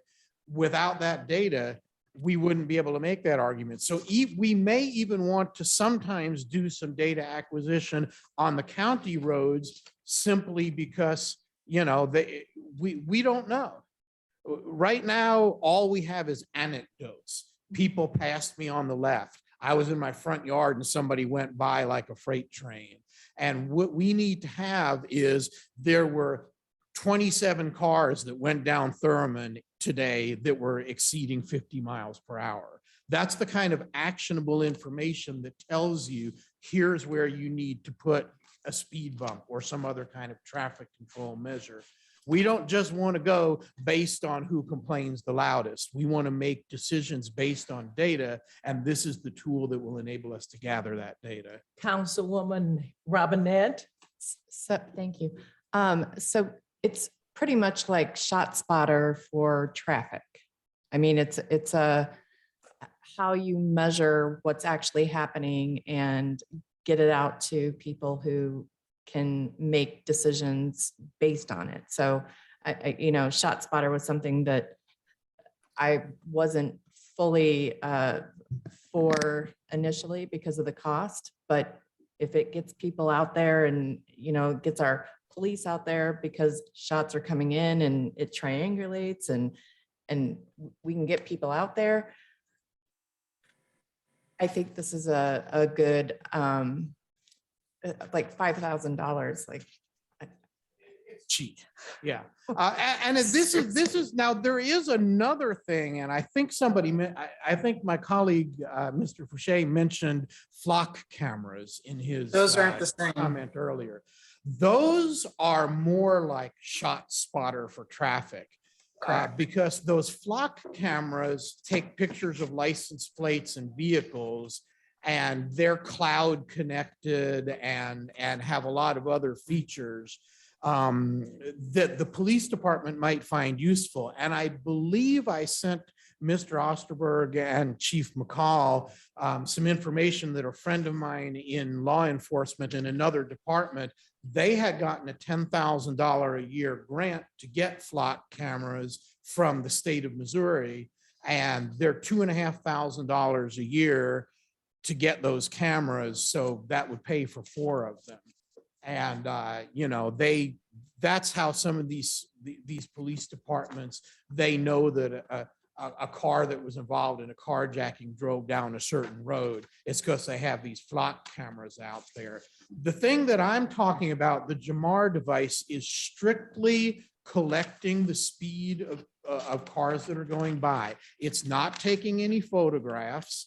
It's not for the purpose of writing tickets or getting anybody in trouble. It's strictly a data measurement tool, so we know how many cars went by and how fast they're going.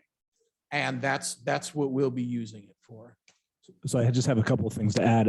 First, just for the public's knowledge, we do have our capital budget meeting coming up soon. And just so council knows and the public knows, we do have budgeted for this next fiscal year monies for the license plate camera readers. So what our plan to do is take the information that we got from Mr. Kasoff and let that kind of influence how we build an RFP. Because again, that's going to be something that's over that $10,000 limit. So we're going to have to go out to RFP, but having the specs and kind of an understanding of what those cameras do is going to help us, again, cast as wide as the net as possible to get kind of the best product.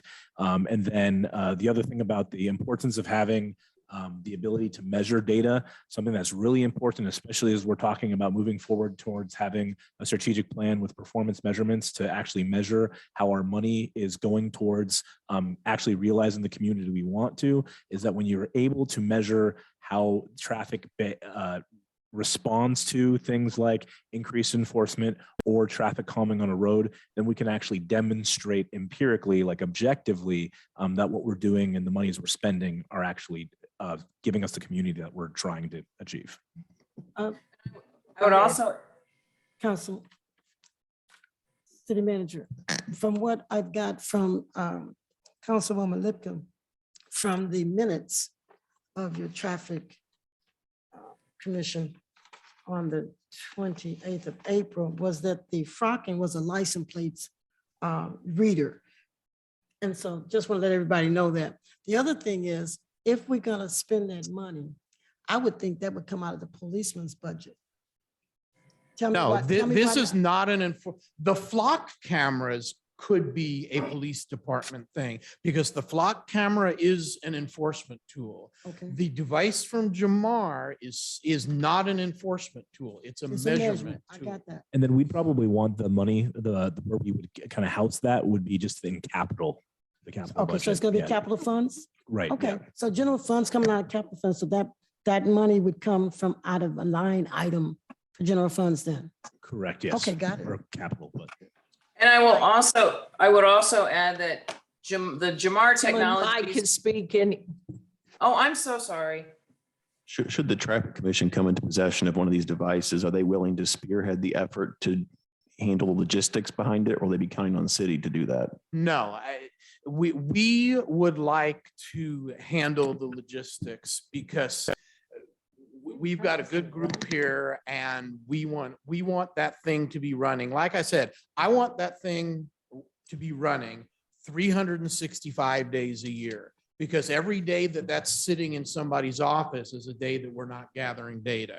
And I know Don Boyce and the people that are in the city street department don't necessarily have time to go around and deal with this. So we're the ones that are getting the feedback from the community as to who thinks they have a problem. We would like to completely handle the logistics, and then every time we measure a street, we will publicly report the data. So that data is going to be out there for anybody who wants to do their own analysis and take a look at it. It's not going to be some proprietary secret thing, but we want to move it around. Yes. So we would likely have an extremely comprehensive traffic study of our community within probably a year. Absolutely. Yeah, I mean, I figure that we probably have to leave it for at least a couple of days in each place. Mr. Castle, when you say logistics, are you talking about the actual collecting the data and then modeling the data? I'm talking about in the 200 block of Thurman on Tuesday. And so somebody on the traffic commission is going to drive to the 200 block of Thurman and stick that thing up on the pole. So I have concerns about that, just safety wise, that I feel like we're going to need to have a staff person, or especially if it's like Ameren's infrastructure. Maybe it's that the traffic commission is reaching out to Ameren. We establish some sort of reporting relationship, but I wouldn't want you out there on like a ladder. And then if something happens, then, it's on the city. I mean, it's not going to go 30 feet up in the air. It just has to go out of reach of that 6'2" guy that's going to walk by. That's all. So, me on a step ladder reaching up is going to be. I just prefer staff to install and then just make certain that you have access. It's a bottleneck, and that's going to greatly drive down the productivity. That's why I don't want to have staff involved. And respectfully, I think we can figure out how to coordinate between us how frequently we're moving them, especially if you have an idea of all of the places that you want to have the the radar move to. If we can get a schedule together, and then, the traffic commission's kind of dealing with that piece. And then we have a staff member dedicated to, oh, we know that at the end of this week, this needs to be relocated. I'd feel more comfortable just safety. I mean, it doesn't matter to me so long as it gets done. The Understood. key is it has to move. It has to keep moving. Mhm.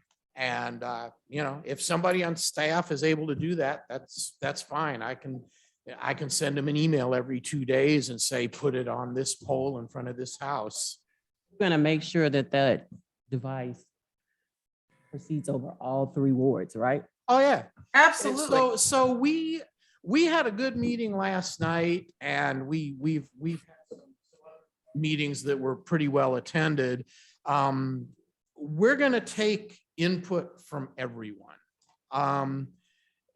If we move it every 2 days, that's 182 streets we can do a year. We're gonna get everybody covered, and I understand that there's places in every ward that need to be done. It's not a political issue to me, but certainly if anybody on council says, hey, I have a constituent who lives on Castro, and they said that there's a whole bunch of speeding on Castro, obviously we're going to put it there. We're dealing with a resource that every couple of days we can move it to a new location. And in the end, we're going to get a lot of coverage, and nobody's going to be left out. But again, the key to that is going to be, we have to keep that thing moving. We can't have a staff bottleneck where it gets left someplace for a week because nobody could get there to move it. Well, Can I just make a quick suggestion? Yes, ma'am. Can you create a schedule of, you said you want to move every 2 days, so if you could, place in the spreadsheet, the sheets, for the first 2 days is going to be in Ward 1 on this street, the next 2 days, Ward 3 on this street. That way we'll have a copy too, so we'll know where the device is, and then staff will have a copy, and we can work together that way as well. Because if not, we don't, I just think if we're going to pay $5,000 for this device, then we should have total ownership over, I understand the data is important and it's a good suggestion, but if we can have an organized schedule of where the device is going to be. Well, so there's going to be a schedule, of course, but and I don't mind sharing it with the council. There's 2 reasons I don't particularly want to make it public and put it out on the website with the data. Reason number 1 is somebody might take that as a guideline to where they could go steal the thing. And reason number 2, when you're collecting data, it's very important that the subjects don't know that the data is being collected. Unaware. So what I don't want to happen is we have a schedule out there, and somehow the word gets out in the community and people think somehow we're shooting radar and they're going to get tickets. And they look at this spreadsheet online and say, okay, I'm going to drive slower on Castro these 2 days because I see on the schedule, the city's putting that speed monitor up there. See what I'm saying? And I do understand that. However, you could share the schedule with staff and council, but people should be aware. no, that's the whole something that reason. people should be, because if not, it's like, to me, you're sneaking and doing something, and the citizens are paying for this device. I do have a That's my recommend. opinion. So a recommendation I do have is that if we are trying to, especially if we're also parallel to measuring the speeds of the road, if we're increasing enforcement or implementing traffic calming measures, and we're trying to target something, what we can communicate to the citizens in our community without compromising the actual collection of data itself is just what the average speed limit on cities like neighborhood streets is, or the number of people or the percentage of people who are driving over a certain speed limit, because then we can actually plot and graph the change over time. Which, that kind of meets both goals simultaneously. Well, and I want to make something clear, and I've said it already a couple of times. This is not an enforcement tool. Nobody ever will get a ticket because they drove 80 miles per hour past this little box. We It's not even understand, we taking a understand photo. that, Nick. Whoa. We understand that. Let him finish talking. Let Mr. Cassoff finish talking. It doesn't take photographs or record video, but when people know that they're being watched, they behave differently, and therefore the collection of data does not work. That's why we can't tell you that the 100 block of Thurman is going to have this device on Thursday, because there's going to be people that look at the spreadsheet and they drive slower down the 100 block of Thurman, and that skews the data. Now, granted, there's going to be people that don't look and act the fool anyway, and we'll catch them. But in order to properly collect data that has scientific validity, you can't tell people that you're collecting the data. That's just a basic principle. And I understand that. I was just saying that I understood what he was saying. Oh, okay. I was referring to us sharing it with council and staff, not the public. I have no objection to sharing it with council and staff. It would be public information though, right? Oh, then it would be public information, right? So can I speak in We're here, gonna please? hear It's from sunshine. Councilwoman Lipka, and then we're gonna wrap this up because we gotta keep moving. We So, gotta keep moving. Councilwoman Lipka.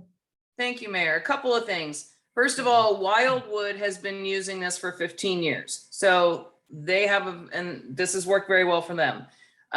Just to kind of give you some background, Flock is up and coming technology that more and more cities are using. Jefferson County's using it, Dardenne Prairie's using it, St. Charles, all over St. Charles County, they're using it, and it connects to one another. Now, when Tim Harris came and spoke to the Traffic Commission at our last meeting, he did say that Chief McCall and Tim Harris and some others had sat through a presentation with a similar product to Flock, and they were inclined to move forward on that. So there would be something similar to the license plate reading process in the Ferguson area. But again, as Nick said, that is not Jamar. In regards to, putting it out there and that kind of thing, I don't think the city council, maybe staff does need to know so they can coordinate with traffic commission. I don't think the city council needs to know every little movement, because the intention is you're going to get all the pertinent information that is imperative to future decisions that we have to have after the data has been collected. So, us knowing which pole it's on and when it's going to go on this street and when it's going to go on that street is not necessary. The necessary information is what comes from the data. The necessary information is what's going to allow us to have a very clear idea of where a traffic bump is going to work, where a traffic hump is going to work, where, any traffic calming ability is going to work. It's going to give us a very clear idea of what grants we can go after. It's going to give us a lot of information in that regard. All of those things being something that council has input on. Now, the other thing I was going to say, and I'm trying to think because I just lost my train of thought. If this is a very successful process, and I think it will be, because the Traffic Commission, the city of Ferguson, is very blessed to have this group of people on Traffic Commission. They are more committed than even some of all of us on council sometimes. These people are super committed to this. If it's successful, there is nothing to say that we can't get one for each ward. But I would say, let's try this out first. Let's see how it works. And if it's something that we are getting a lot of data from, a lot of information that's giving us a lot of ability to make other decisions that help our community, we can get one for each ward. Thank you, Ms. Lipka, and thank you, Mr. Cassoff. Up next, we have a presentation about the Federation of Block Units from the Urban League. Farrakhan, are you here? Oh, there he is.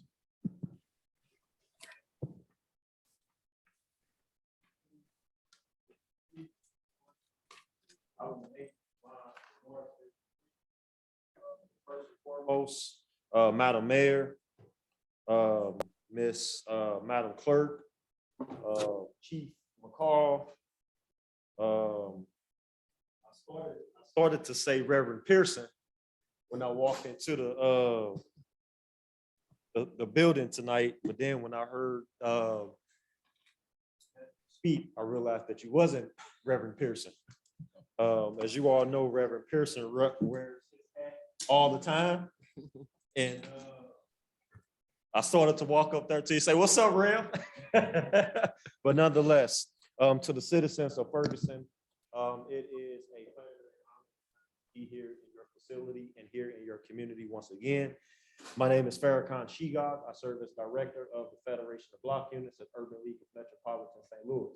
I also serve on Ameren UE's Community Advisory Board, where I take input from the community and I share with Ameren and their top executives about the needs that Ameren needs to make in investment in fuel energy efficiency inside communities and specifically in North St. Louis County.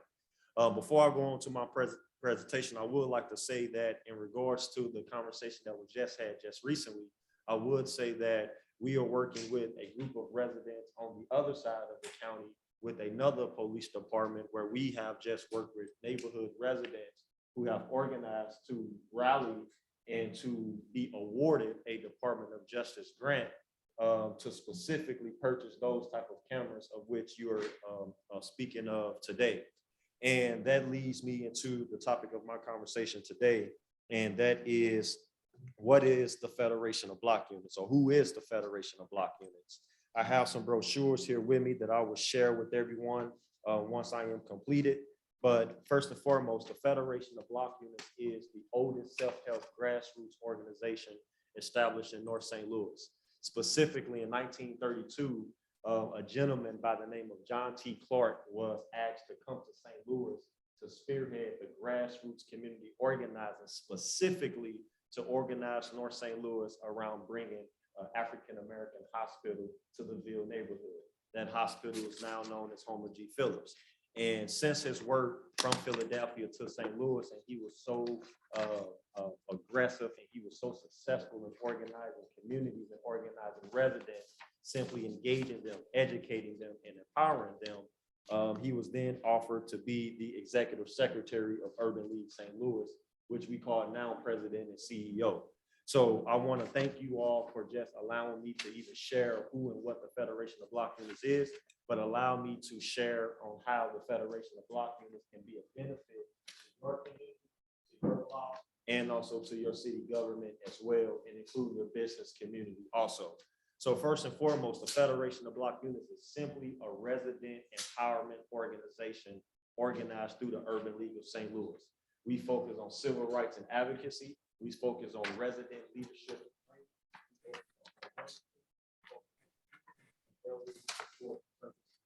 Some of the benefits that we have right now is that we have extreme large of work focusing on beautification efforts. We have partnerships and relationships with other municipalities and other community organizations and residents where we offer and where we help organize and facilitate neighborhood cleanups, where we offer necessary tools and support for homeowners to paint their houses, to get necessary repair work done on their homes. And we simply do this through partnerships with Home Depot, Lowe's, Menards, and other lumber and hardware stores throughout St. Louis City and throughout St. Louis County. In addition to that, we're very big on already making available to residents the already existing services that we are already entitled to as taxpayers. So as taxpayers, we already are receiving trash service. As taxpayers, we're already are receiving police services. As taxpayers, we're already receiving the normal services that are distributed and that are provided through our government, through our government officials, of which we elect. So our job as at the Federation of Block Units is to help residents. Number one, we know what those responsibilities are. Number two, we know who's accountable for those resources. And number three, residents know how to access those resources. So the only way that we are able to do that is if we educate, engage, and empower. And once we do those three things, I see no reason why rooms like this would not be packed. I see no reasons why government officials or why just the government in general is not responding to resident and citizens' needs. But it all lies to the empowerment of the people and the residents that stays in this community. Under no circumstances should we allow individuals who are not from our community to come and tell us how we should organize and how we should lead our community. The best thing about a community, and they say that the best community is just as best as the people that live within the community.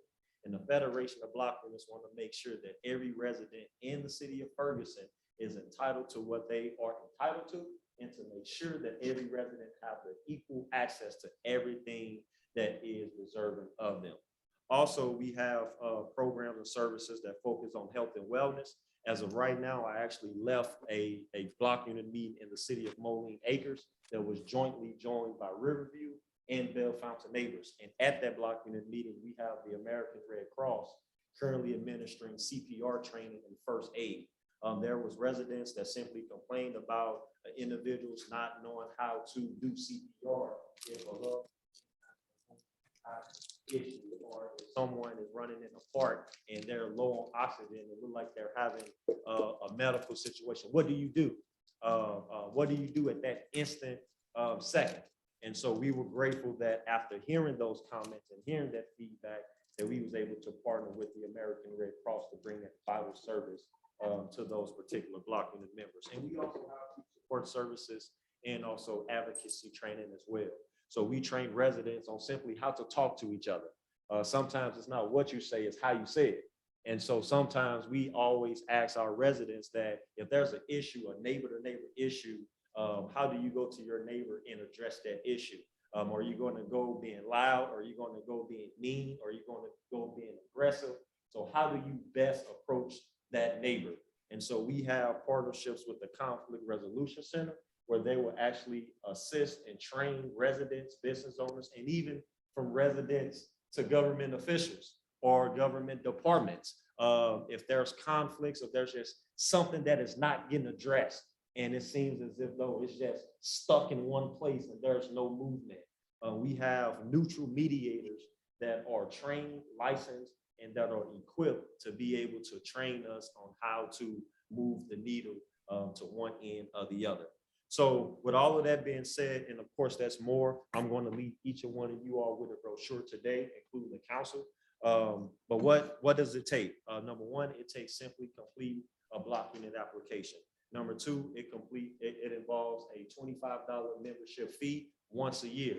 And let me just say this as well. So when a street enrolls to the block unit program, everybody in the street is automatically enrolled in the program. So for example, I'm gonna use you for an example if you don't mind. So if you're signing up for free lawn care services, free debris removal, free tree removal, all being provided by volunteers, and you need it, and you're an active block unit, and you know that there's other neighbors on your street that needs the exact same thing, because you organized and created the application, everyone else is also entitled to those same exact services. And so that's the one thing of how we help build neighborhood pride, how we build community pride, one block at a time, simply by engaging, educating, and empowering the residents. So there's 4 specific things that we look for in a good neighbor and in a good block captain. One that is giving, and that does not always include money. That sometimes includes time, energy, and resources. I'm pretty sure nobody on this traffic commission, Nick, is getting paid, if I'm not mistaken. I hope you all are volunteering your time, energy, and resources. The second thing that we look for in a good quality neighbor in a block captain is someone who is friendly. The friendly neighbor, the one that speaks, the one that likes to say hello, the one that likes to wave at the children, the one that if you see someone throwing trash out the window or throwing trash on the block, you're kindly to say, hey, can you pick it up? And if they don't pick it up, you're not going to argue. We're just going to do what we got to do and keep it moving. That's a friendly neighbor. The third characteristic that we look for is one that is tidy. We know that we all have neighbors that like to keep their grass clean, like to keep the grass cut. We know that we have neighbors that like to keep the front of their houses together. They like to keep the porches painted. They like to keep the light bulbs lit. They like to keep the kids staying off the grass. All of those things are indicators of a good neighbor and a good quality block captain. And it's the fourth one is a welcoming neighbor. Do you know your neighbors next door to you? Do you know your neighbors behind you? Do you know your neighbors across the street from you? And when you see them, do you embrace them? Do you tell them good morning? Do you tell them, hey, how was work today? Do you tell them Merry Christmas? Do you tell them Happy Halloween? Do you tell them Happy Mother's Day, Happy Father's Day? Is there any kind of friendly and welcoming conversation that you have with your neighbors? I go across so many communities across St. Louis, including East St. Louis, where neighbors have been standing next to each other for 40 to 50 years and they never knew their first and last name. But gratefully that we're here in Ferguson and that the Ferguson residents knows all of their neighbors. And if you don't, the Federation of Block Units would like to help you to get to know your neighbors and also build avenues and relationships and engagements to where that relationship can be enhanced. So I'll close with this. What the Federation and the Urban League of Block Units is here today to make one official ask. We're asking to be an official partner of the city of Ferguson. And we're seeking to be a partner with the city of Ferguson to engage, educate, and empower Ferguson residents on local support, the full tools and resources that Urban League of Metropolitan St. Louis have to offer, which includes our home preservation program, our utility assistance program, our food pantry program, our weatherization program, our free Head Start program, our Save Our Sons program, which is running fantastic out of the Ferguson Empowerment Center, as well as our Save Our Sisters and a tons of host of other resources and tools that not just the agency have available, but also our partners have available as well. And so we're seeking to partner with you on those and also to help and provide resident development where needed. So we have block captain and block unit trainings that takes place every first Tuesday. Those trainings take place via Zoom and in person at the Urban League headquarters. And we'll be more than happy to come to the city of Ferguson and to host various workshops, various trainings, conflict resolution trainings, conflict de-escalation. We'll love to work with Chief McCall and further engagement with the police department. We'll love to work with the various commissions and even all of you city councilors who are here serving the great city of Ferguson. One thing that I would close with, and that is that there's no one man or woman is bigger than the community of which they're serving. We're all from this community. We all love to serve this community. We all want to see the best in this community. And I will also close with this, and I know I said I was gonna close with the last one, but I'm gonna close with this. And that's that, you know, just like Ferguson and just like the other parts of St. Louis County, the best days are not behind us, but they are ahead of us. And so we as a community, we at the Federation of Block Units believe in that, and we want to be here to support and offer as much assistance to the government and to the people as much as possible. So I will leave a brochure here with everyone that have my phone number and our email, and everything that I just described in my brief conversation is also inside this brochure. So I'm hearing back from our city, Ferguson. I look forward to hearing back from any resident that is interested and want to be part of this awesome program and organization. And I'm excited. Thank you. Thank you. Thank you. Any questions? Well, the reason why I asked Shagad to come because several neighborhoods has expressed an interest in the block unit, and he needed to present it to the council first before he started going to the various neighborhood meetings. So thank you. I have one question. What's his name? Shagad. I have one question. You didn't mention anything about Neighborhood Watch. Do you guys, I'm so glad that you said that. I know you are. So we have neighborhood watches currently organized with North County Police Cooperative. We have it organized with the city of Pagedale, the city of University City. We're now organizing neighborhood watches in Moline Acres, Bell Fountain, Riverview, and unincorporated St. Louis County with St. Louis County Police Department. The neighborhood watch is no different from the Federation of Block program. Watches consist of representatives on a block by block basis made up of block captains and block unit members. So yes, we have neighborhood watches going on right now, and we're also organizing neighborhood watches. Congratulations. Thank you. No, it's a work in progress. You'll be Leave some hearing of your from us. pamphlets with our city clerk, please, so the council can get them. Yes, ma'am. Okay. Ella, Councilwoman Lipka? if we went forward with this, would we be proposing that the city, how would we be proposing the $25 fee? Would that be something you would assume that the neighborhood associations would cover, or would that be something we would take on? Does anybody have any idea there or thought take on as an expense to the budget? It is my understanding that, where is he having to come out? It is my understanding that the city will pay $25, which allow each neighborhood to be a part of the program. Is that $25 per neighborhood group or just for the whole? Where'd he go? Per person or?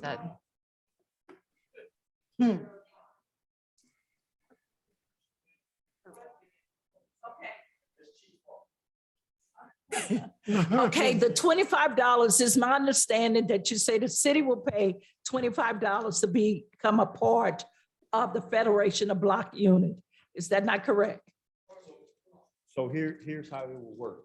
So each block, and a block is classified as stop sign to stop sign. That's one block. The Federation of Block Units requires that each block pay one annual fee of $25 a year. To be more specific in my asks, I will ask that the that the city of Ferguson sponsors 30 block units. That's 10 block units starting out in each ward. So that will be our official acts to sponsor 30 block units in the city of Ferguson that we can organize and begin to organize in each of the 3 wards, and we can begin to build the momentum for the block unit, the city of Ferguson's block unit program, in support of the neighborhood watch and the police department and the other resident engagement activities. Okay, thank you. Yes, ma'am. Okay.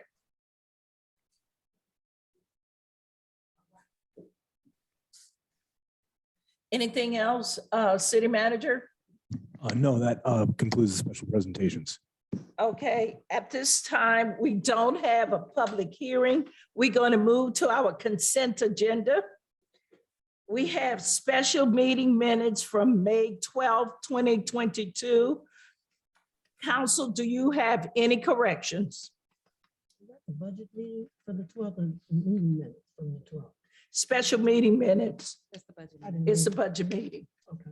Okay. It is the budget meeting minutes. 'Cause that's what I. Yeah. wrote down. Okay. Okay. Any corrections? If none, I request a motion and a second to approve the minutes. So moved. If it has been properly moved and second, are you ready to vote? All in favor? Aye. The minutes are approved. Boards and commission meeting minutes, Traffic Commission. The minutes are from March the 15th, March the 24th, and April the 28th. I'm requesting a motion in a second to receive and file the commission meeting minutes. So moved, Linda Lipka. Did you get that? I heard Lipka first. Second? Okay. All in favor? Aye. Aye. Any opposed? The board commission meetings are filed. We don't have any appointments tonight, no requests for liquor license, proclamations. So we move to our resolutions. We have resolution number 2022-20. Without objections, we're introduced by council members present. Hear none. Attorney Carey, could you please read the resolution? Sure. So before I read the resolution, would you like for me, or is it appropriate, and maybe the city manager can respond, that I read all 3 resolutions at the same time? I think there is sort of part of the same, all sort of the same discussion. I don't know if the council, will allow us to do it that way. I think it might be appropriate if we did, though. City manager? Yeah, so good evening, members of the community, mayor, city council. Okay, so typically with RFP processes, as I've kind of gone over, staff kind of makes a recommendation to city council. Today, because of some of the questions that have been raised and brought to city hall about the contracts, I felt that it was best that we kind of just be as open and transparent about the process as possible, go over the submissions and the RFP process for nuisance abatement, since there's been so many concerns about transparency related to this item. Okay. Okay. So then I'll just go ahead and read all three, and then you guys can proceed with the discussion on all three. So resolution number 2022-20, a resolution of the city of Ferguson, Missouri, authorizing the city manager to sign and execute a contract with Jenkins and Sons Lawn Care LLC for grass cutting services for the city of Ferguson. Resolution number 2022-21, a resolution of the city of Ferguson, Missouri, authorizing the city manager to sign and execute a contract with Walter Knoll Florist for grass cutting services for the city of Ferguson. And then finally, resolution number 2022-22, a resolution of the city of Ferguson, Missouri, authorizing the city manager to sign and execute a contract with Palmer Residential Services LLC for grass cutting services for the city of Ferguson. City manager? Yeah, so city council, for your knowledge, so I'm kind of just going to go down the list real fast. We had 3 submissions for our nuisance abatement contract. That was posted in March and closed, I believe, the end of March of this year. The kind of in order, the thing that I need to talk about is kind of the difference between what drives the costs for these submissions. So first, if we're just looking at grass cutting in order, cheapest to most expensive would be Jenkins and Sons, then Palmer Residential, and then Walter Knoll Florist. Jenkins and Sons and Palmer Residential Services both came in with the debris removal schedule at the same, and then Walter Knoll Florist came in at $78, which was like $10 to $12 more expensive than either Jenkins or Palmer Residential. And then tree shrubs trimming was $148, and then all other items for debris removal were exceeded what was proposed in the other 2 proposals.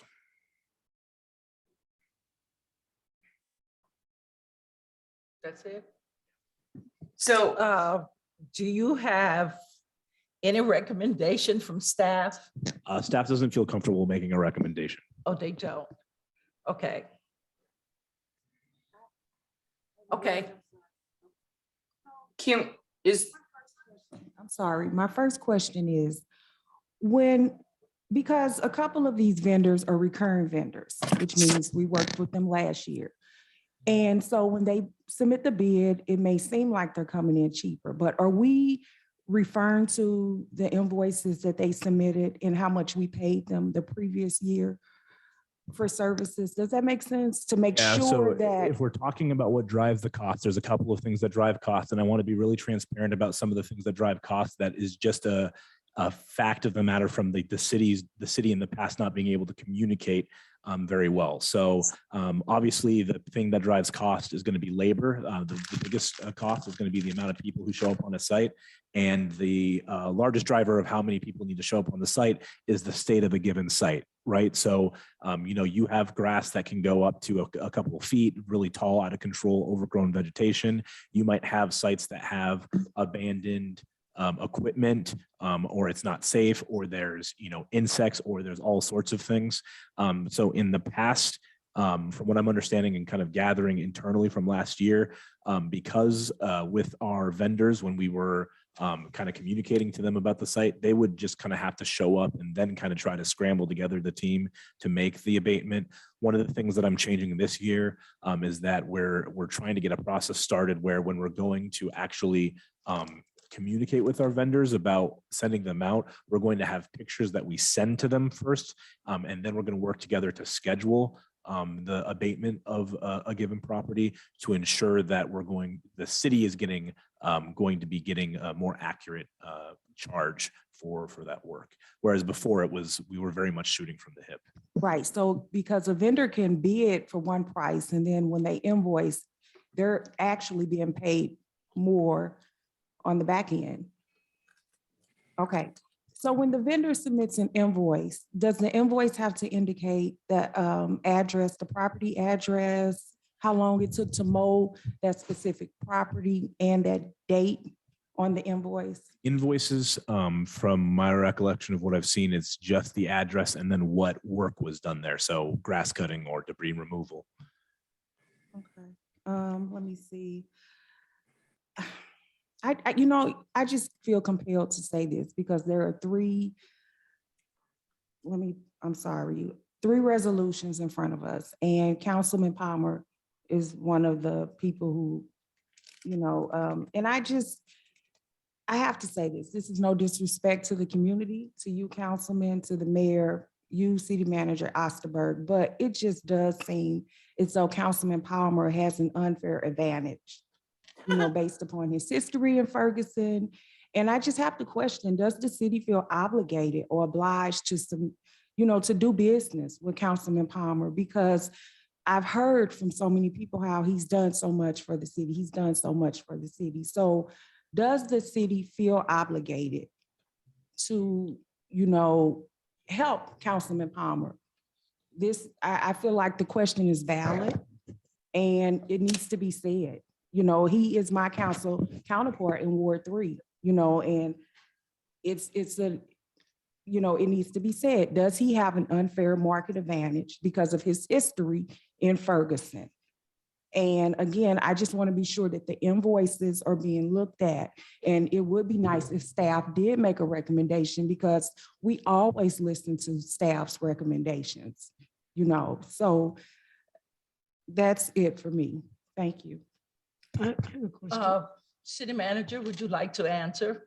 Yeah, so what I'll say is that because of the unfortunate political nature of this, it's very hard for us to feel that we can make a recommendation that's not going to be interpreted in a certain way. So I would look to legal to have a better understanding of what we can do in a situation like this.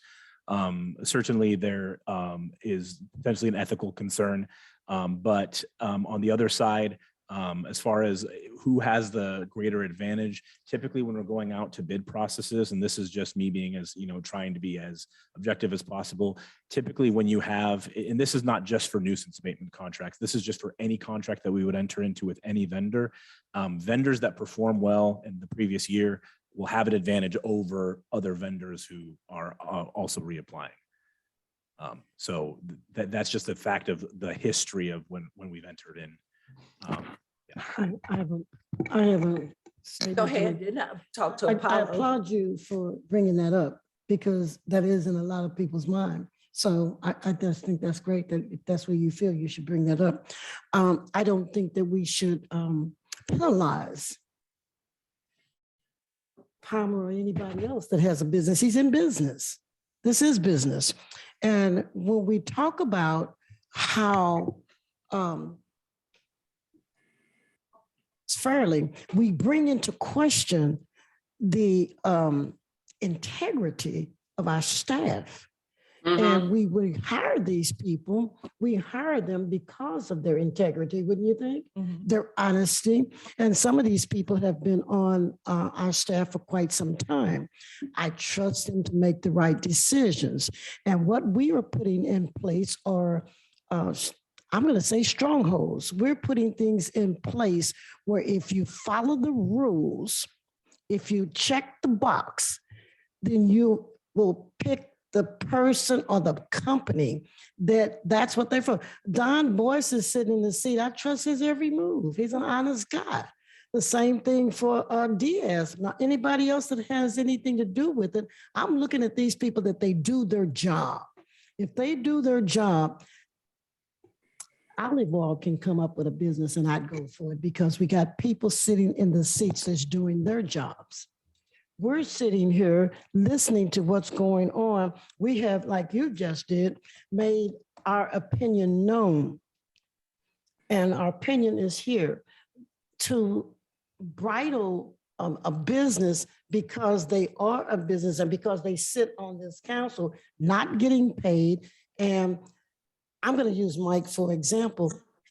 For as long as I've known him, he has been nothing but forthright in his business dealing. I have dealt with him on a business level. And so he's more likely to give away than he is to take in. And some of this stuff that he's doing, it means something to come in as the lowest bidder, because the job and the work that I do, I got to come in as the lowest bidder, and you lose money when you come in as the lowest bidder.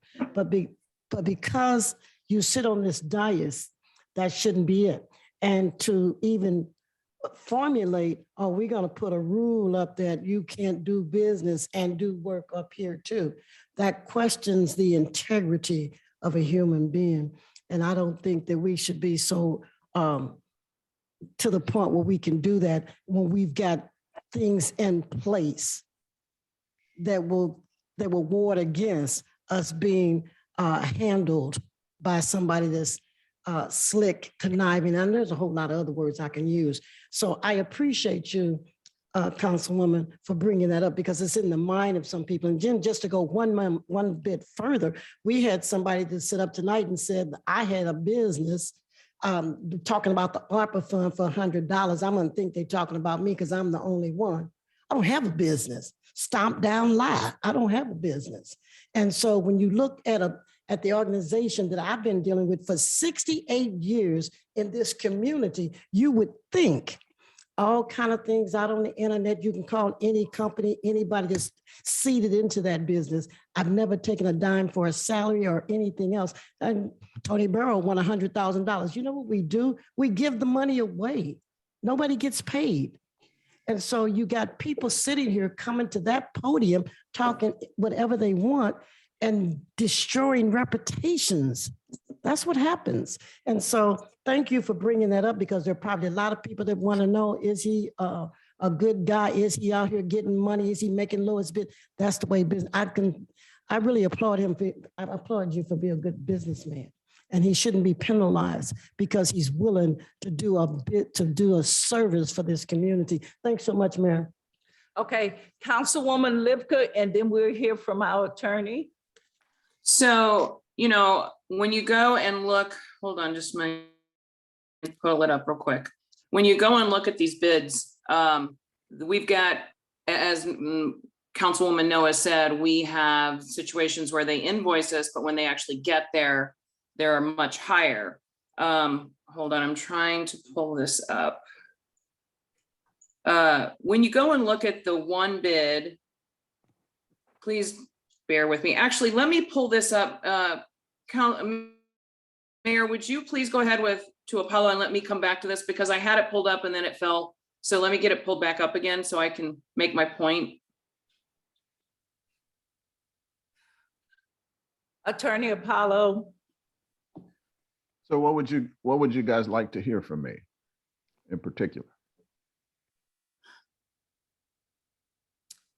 Councilwoman Noor brought up, restate what you brought up so I won't get it wrong. The comment is, again, the bid, you can write whatever on a bid, and this is not accusing anyone of not being honest or having integrity. And then once we receive the invoice, so it's like, okay, I'm going to come in with the lowest bid, because I know how to write bids. I've worked with bids. I worked with St. Louis County for years, purchasing and distribution. So I'm familiar with the process here. And so then when the invoice, in this instance, when the vendor invoices Ferguson, are they really the cheaper vendor? Because they're making up the cost on the back end. It's like, I know how to write a bid a certain way. This is not towards you. This is any vendor that we work with, to ensure that we are being responsible with the citizens' money. And when you have recurring vendors, and like Eric said earlier in the meeting, Ferguson was not being diligent when it came to posting, and making sure that we were getting the bang for our buck. And I just want to make sure that we're doing that.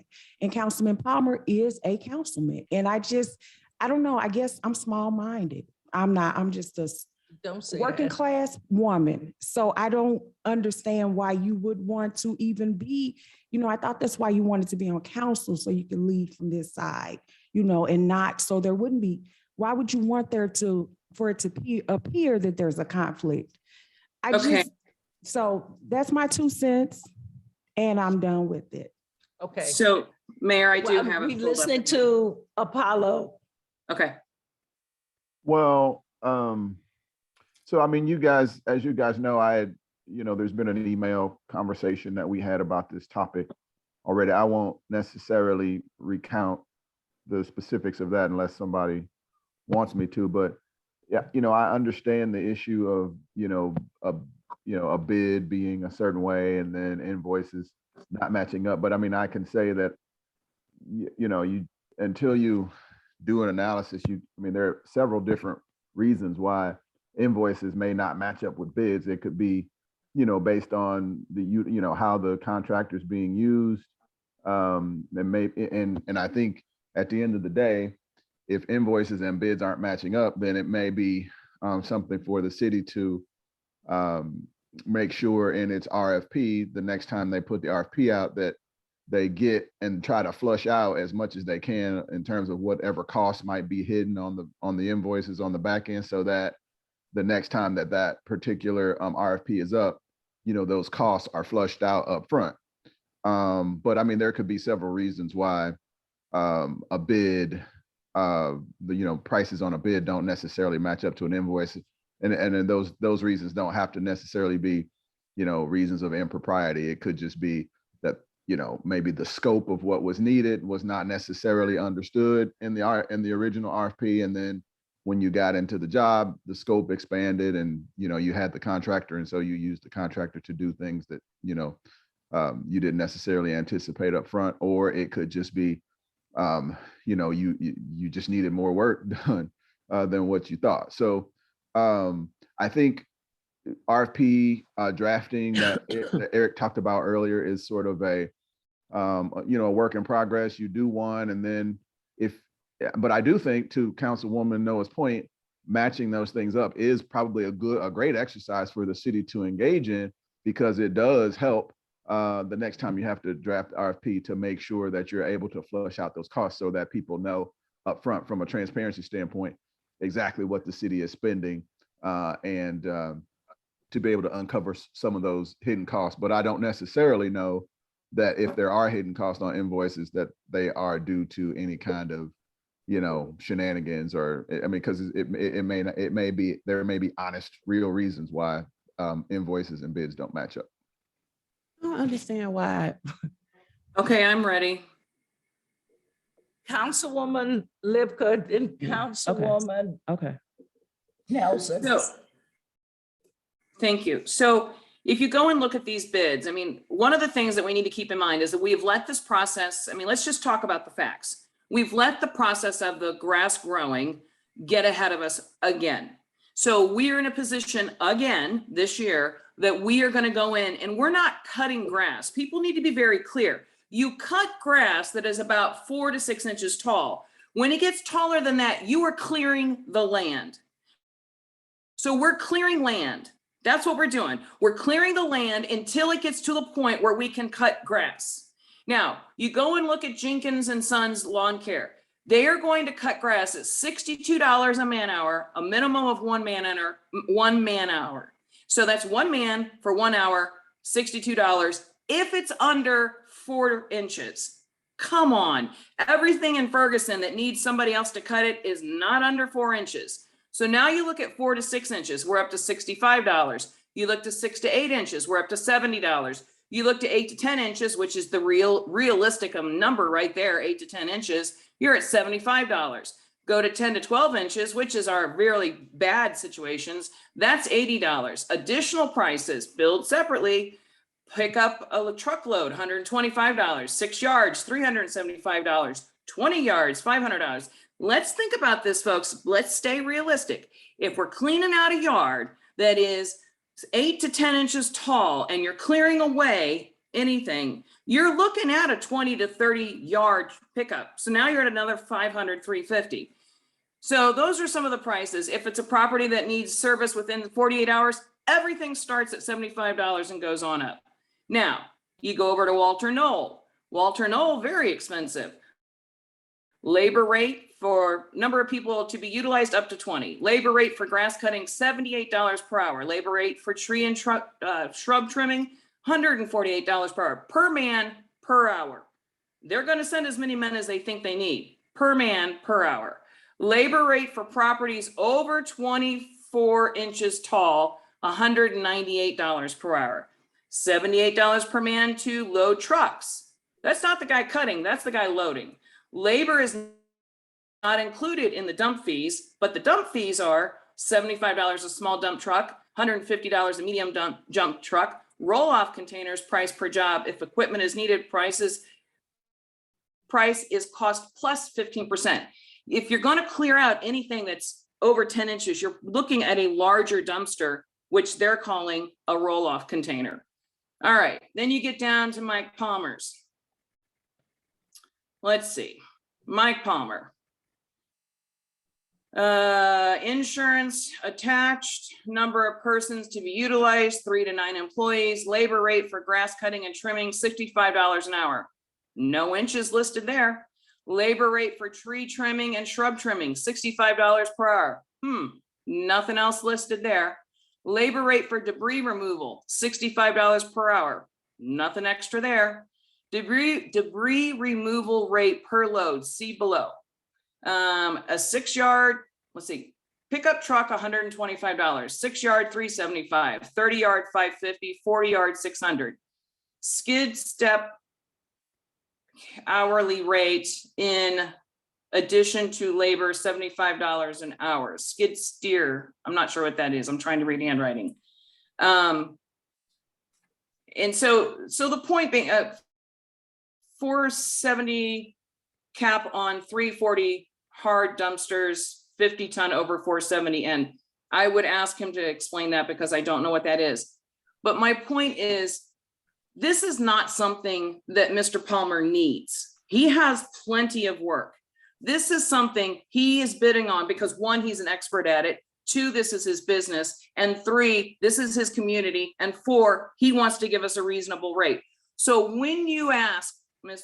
Councilwoman Noah, does the city feel like we owe it to him or we inclined? No, you know what I owe the citizens the best rate possible because this is expensive. We have spent thousands and thousands of dollars, tens of thousands of dollars on this because we haven't handled it right. It is time for us to handle it right. And so what I would say is I am completely clear that there is going to be nothing but the utmost crystal clear transparency on any business done with Mr. Palmer in this city, simply because he's on city council. And that being said, his rates are the affordable ones. And that is what I believe we owe the community. And anybody who wants to sit there and scream conspiracy, oh my gosh, get over yourselves, because it's not conspiracy. And it's going to the only way we can do business is if it has crystal clear, absolutely shine through sunlight, shining through it all, transparency. And that is the only way our city manager is going to do business. So I just feel like that's the reality of it. And I really feel that it's a shame that people keep trying to insinuate the ugliest of things on people who are trying to do right by their community. Thank you, Councilwoman Lipka. Councilwoman Nelson. I guess I'm just confused because I don't understand why Mike won't recuse himself from this. He's a contractor, he's a developer. So why are we even having this discussion? Why are we having this discussion? Ethically, this is incorrect. Oh, it's wrong. If that's the case, I can go out here and get me some lawnmower equipment and cut grass and put a bid in and cut grass. I don't think that that's right. Can I say something? And it has nothing to do with his integrity or any of that or what, and I'm sure he loves the community just like the rest of us love the community as well. But to me, that's double dipping. I don't understand how that's even allowed. If it's not conflict of interest, then it can't be wrong. When you But recruit it is yourself. conflict of interest. No, it isn't. Apollo, Let me say this to you, Ella, I have a question, I'm speaking. If it's conflict of interest is when you recruit yourself. If it were conflict of interest, we would have that in our paperwork. We don't. And so we don't, if you're gonna make it up right now, I'm gonna make up something too for ARPA and everything else they're accusing me of. So you just can't make it up here. It's gotta already be established. You have your opinion that you don't think is right. Some people's opinion and some people's perspective are the reality, but it don't make it real just because it's your reality or my reality. My opinion is my reality, but some people live off of the fact that, oh, my reality is what it is. If that's the way I feel, that's the way it's got to be. That is not true. Otherwise, we wouldn't have these rules and regulations. We wouldn't be up here being the council over everything else that goes on in the city. They wouldn't need us if we could just make up our mind about anything we want to. When they come, you don't think it's right. I do think it's right. You think people should know about it. You don't think. Come on, there are rules, there's process and procedures, standard operating Yes, procedures. Councilwoman We've Burrow. got that. So if this were conflict of interest, I would say he would know. He would recuse himself. It's not, he's a businessman, for God's sake. Business out here. So why are we even looking at this as far as for the I city? mean, you just asked why are we here, why are we talking about it? Because there is no Because I don't conflict of understand why interest. we talking about it when it shouldn't be on here. Apollo, would you please I don't weigh think- in as a conflict of interest and it's unethical and that Councilman Palmer should recuse himself? Well, I don't know if there's an understanding of what recuse means. So, recuse doesn't mean that he can't put in a bid. Recuse just means when you guys are discussing it and talking about it, he just refrains from saying anything, which I think he's done. I mean, I Right, haven't he heard him hasn't say said and anything. I see his microphone standing straight up. So when the council is debating and discussing or analyzing what it wants to do, it appears that he has recused himself from that conversation because I haven't heard him or seen him say anything. As far as the conflict of interest is concerned, when you have an interest in an entity that wants to do business with the city, yes, that could be a conflict of interest. But the whole thing with conflict of interest is simply disclosure, right? It doesn't disqualify any particular council person or entity from necessarily doing business with the city. You simply have to disclose your interest that you have in the entity. And then ethically, you should recuse yourself from the discussion and the vote of whether or not, you get the opportunity to do that business. And so, sometimes people think of a conflict of interest as actually forbidding or prohibiting, an entity that maybe a council person has an interest in doing business with the city, but the law doesn't read that way.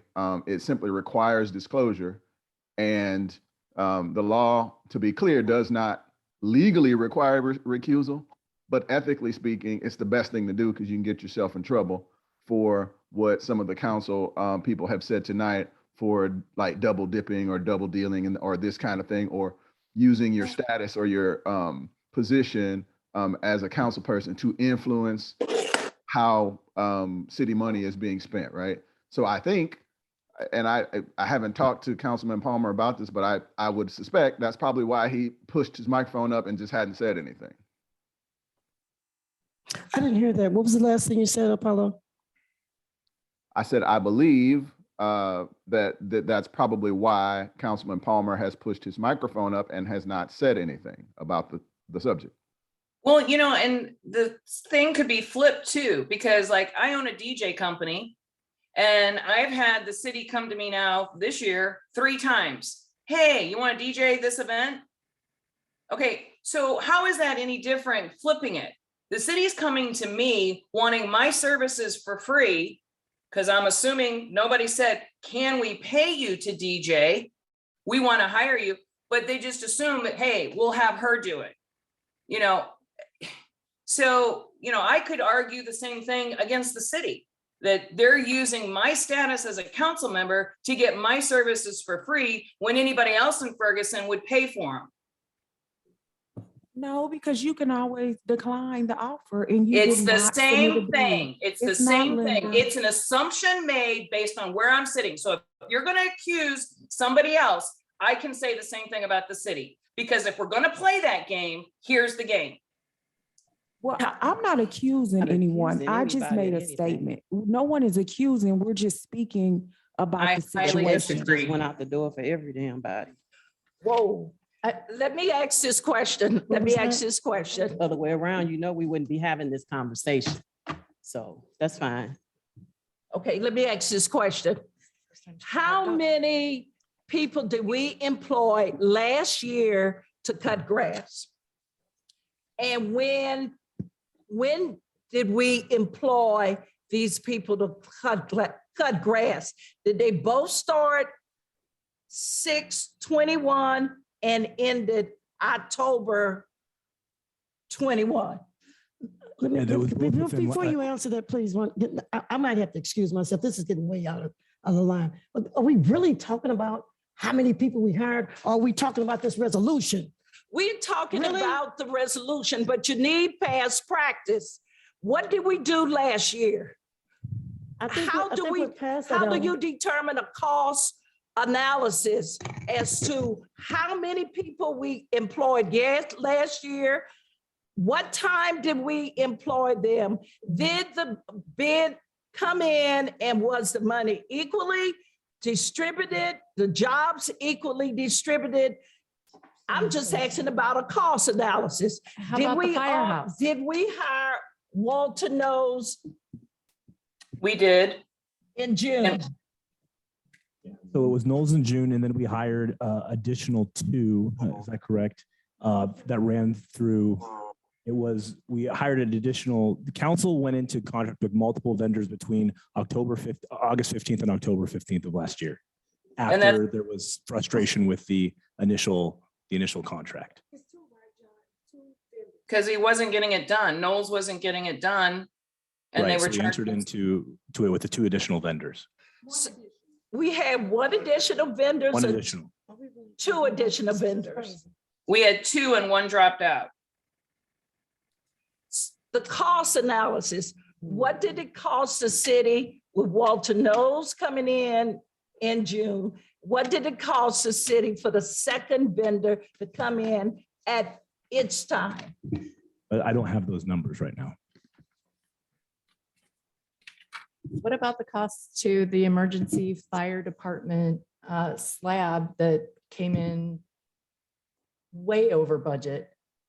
What we approved, I mean, like, what you get into is sometimes different than what happens. And so, I mean, if you're gonna do apples to apples, I mean, like, how we approved, what, 160,000? 160,000, and it came out total afterwards to 240.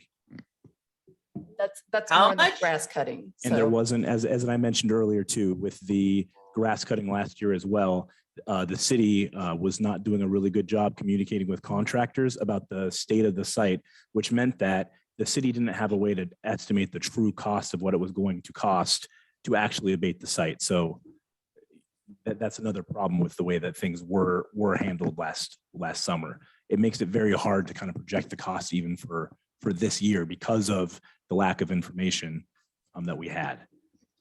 So, Hello, I have a question for you. And my question is, because it seems to be leaning on you, and I'm so sorry that that's happening. But we do not, I'm going to say in this country, go by what people think is right and how they feel it's right. We go by facts.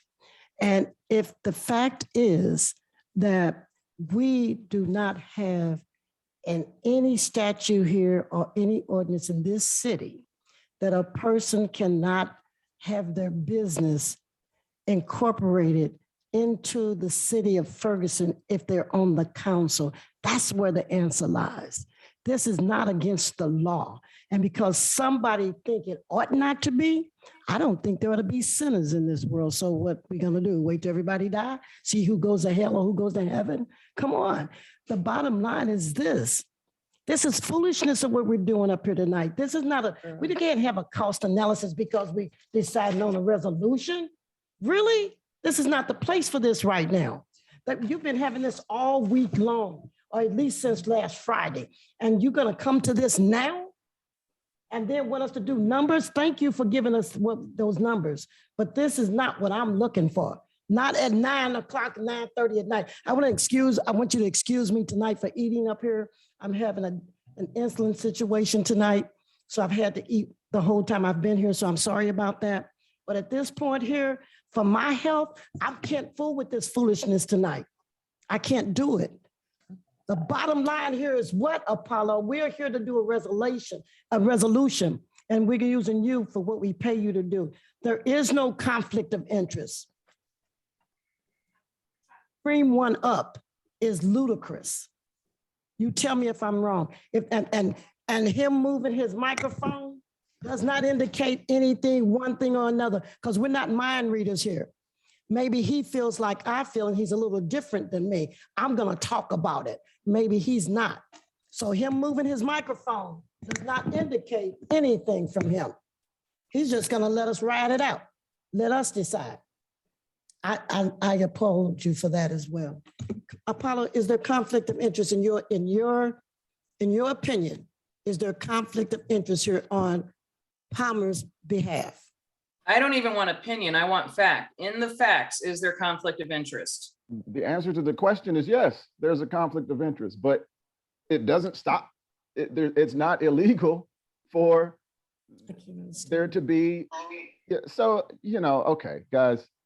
So I'm going to reiterate the conversation that we had via email because I see it it didn't resonate or didn't hit home with you. So, via email, you guys asked about this question. I sent you an analysis that basically says, my reading of the statute is that the general rule is a city council person cannot, 1, provide services, or 2, sell, rent, or lease property to the city in excess of $500 per occurrence and $5,000 annually, unless the transaction is made pursuant to an award on a contract let after public notice and competitive bidding, provided that the bid or offer accepted is the lowest received. That is the statute, and that's what it says, right? So when there is a conflict of interest, yes, there is a conflict of interest because you have someone with a substantial interest in an entity that wants to do business with the city, right? But that conflict of interest does not stop the person from doing business with the city. It's not illegal unless it's not done pursuant to the statutory language that I just read to you. So, I don't know how much more clear to be about that, but that's just what it is. So, a conflict of interest does not stop it from happening. You simply have to disclose it, and it needs to be done pursuant to the statute, and that's it. What you spelled out in your email to all of us, Palmer had met each of the 3 questions that you put out there. Like if any of these is no, then he should not be doing it. But the questions that we were asked I guess anybody can sunshine request the emails. He met all 3 and therefore it was not a problem. So, right. And So if there is an award given to someone who has a council person who has an interest in a business that does provide services to the city, pursuant to competitive bidding, and that bid or offer accepted is the lowest bid received. That's what it has to be. And if those 3 criteria are met, then it is legal and it's not unethical, and you can do it. Thank you. Let That's me about- ask you a That's about question. as simple as I can put it. If the contract ended October 2021. And a vendor was asked to go board up a residence, and the contract was ended, and they boarded up the resident, and it came up to like $3,000. That didn't need to go out to be bid if the contract was ended. We can't hear you. I was speaking on mute. We can't So it hear might be an you. Eric question as to the limits that need to be, that go out to be bid. But as you recall, in the analysis that I sent you, you know, anything in excess of $500 per occurrence and $500 and $5,000 annually, right? So that is sort of what's written in the statute. But Eric might have a little bit of a better knowledge about, you know, financial, you know, the financial implications of that.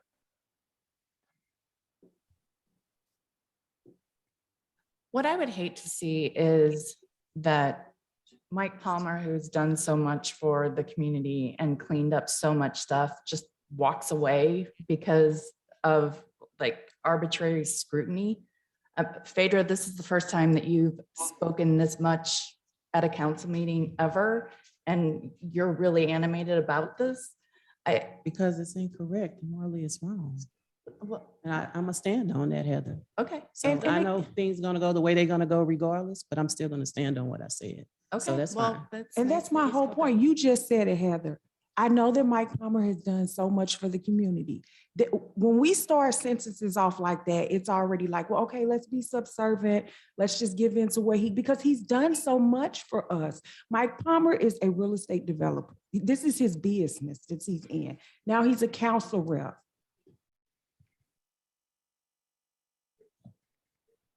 So, I mean, do you think, I mean, let's just say this for a minute.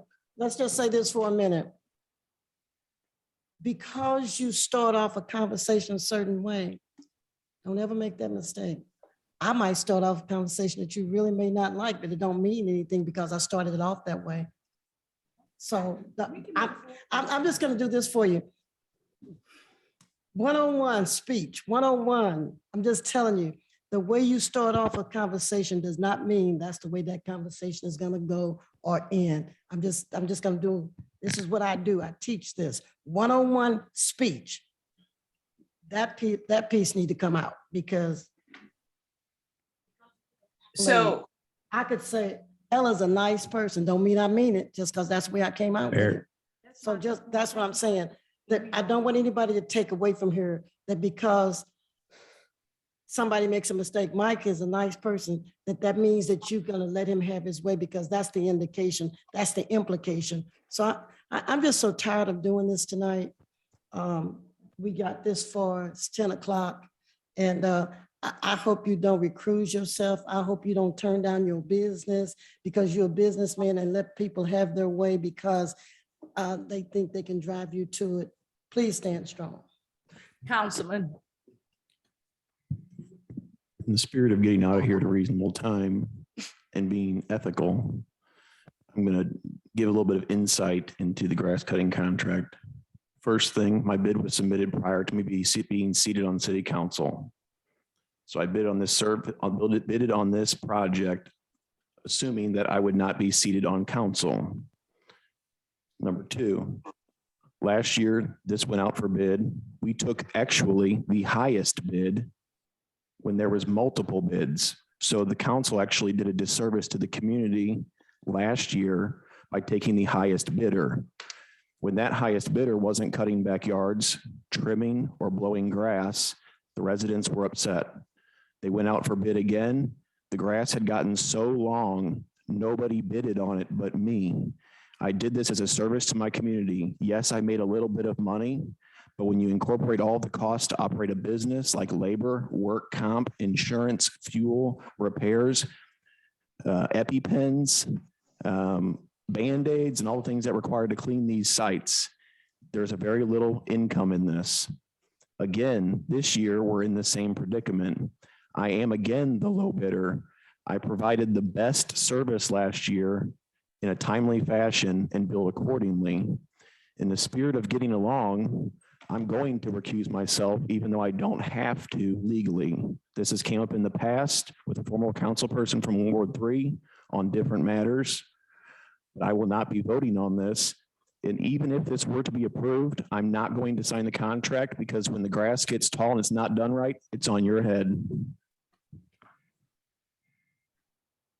Thank you for that, Mike. And Thank you for the if we threat. have, Oh, who's, Thank you for the no, threat.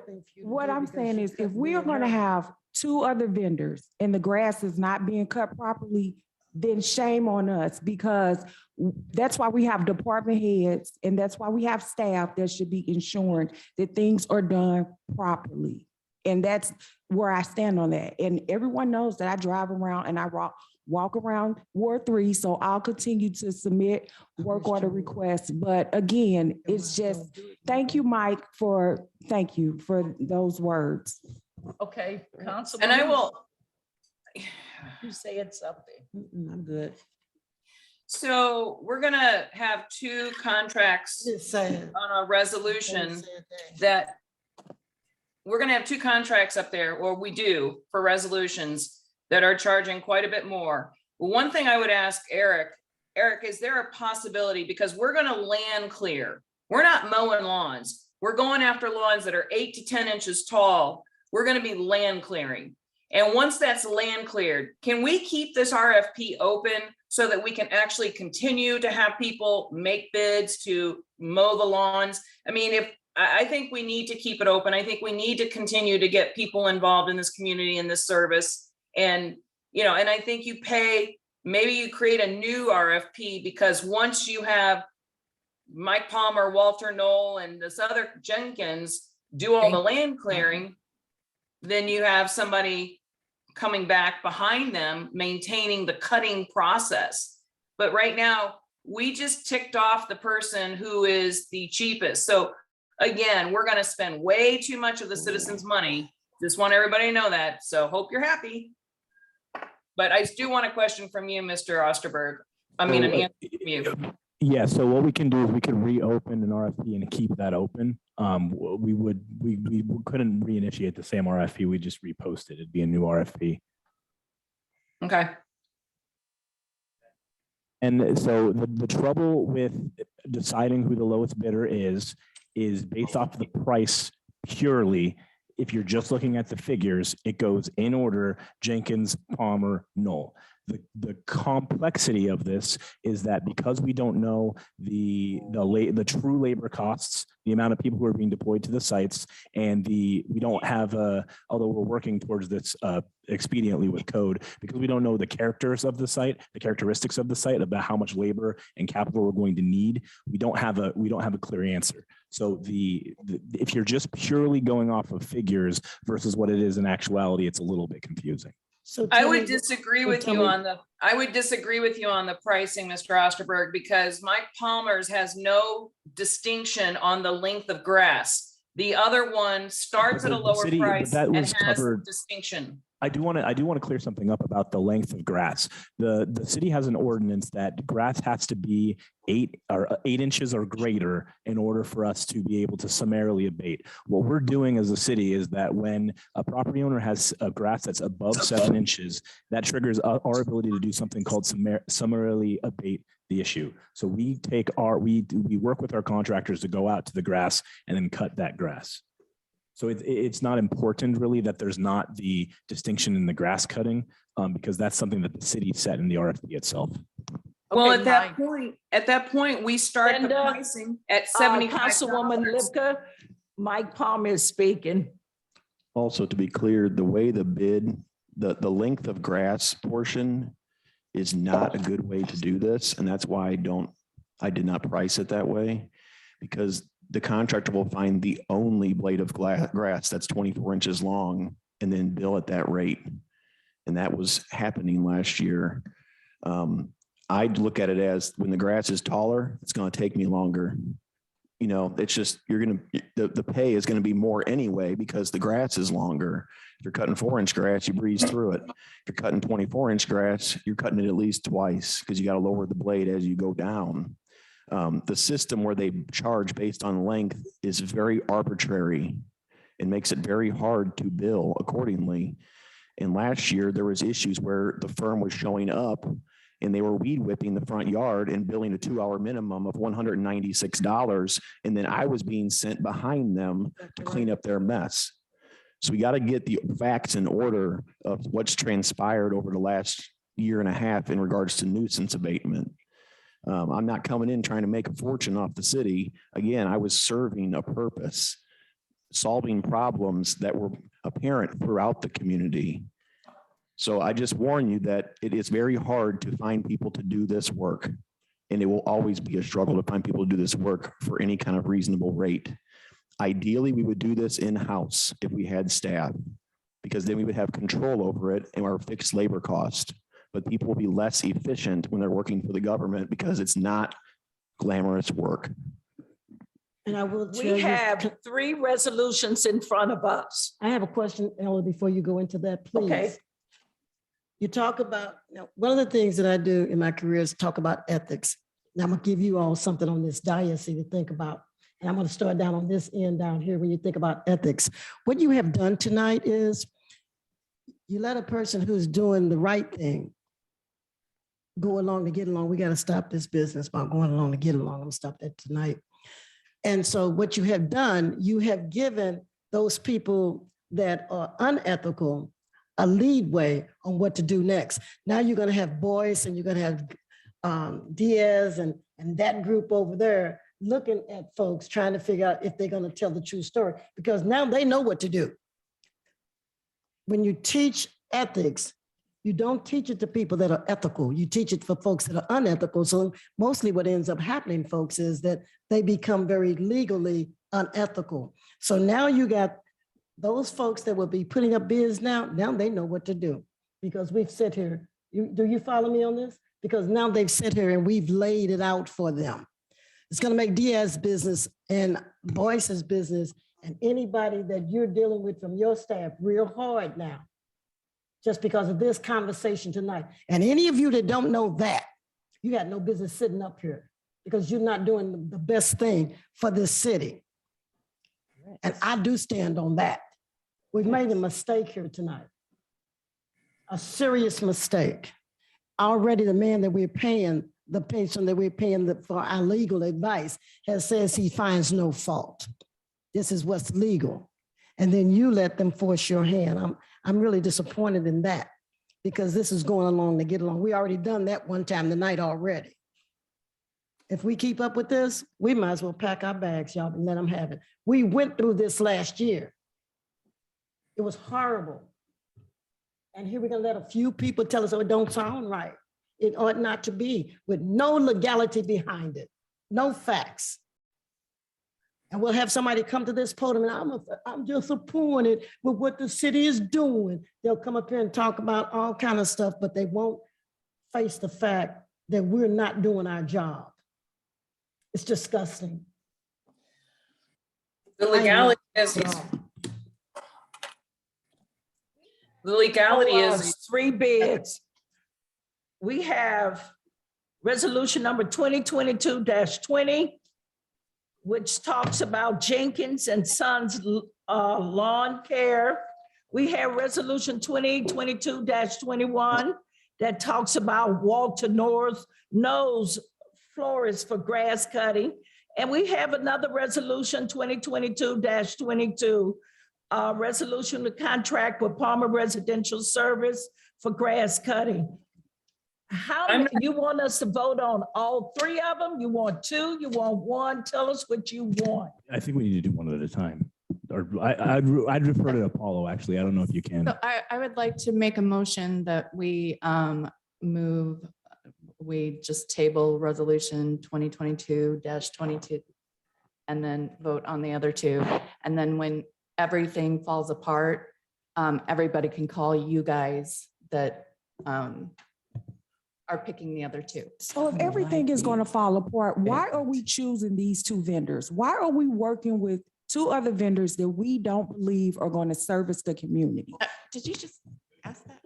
One has a track record already of not doing a good job.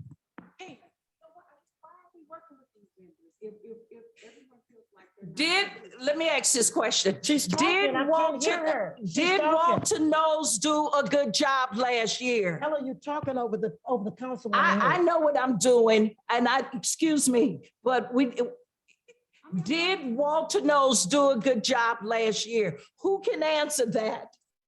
They have a resolution on the table, and if they didn't do a good job, then somebody should speak up. Did Walter Knowles do a good job last year? If they No. didn't do a good job, don't vote for them. The resolution's on the table. Walter Knoll did not do These a good three job last year. companies, We wouldn't have had him if Dr. Nolan had done a good job. You gotta ask the question. these, Have we worked with Jenkins before? Have we seen Jenkins work? Mike Palmer, have we seen his work? yes. Excuse me.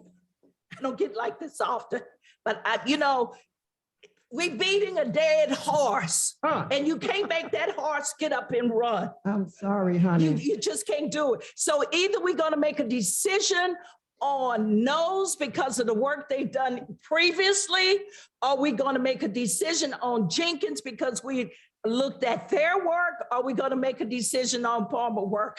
That's it. The reason we have these three is these are the RFPs that were presented before us, and these are the RFPs that were presented to the city staff. So that's why we have these three.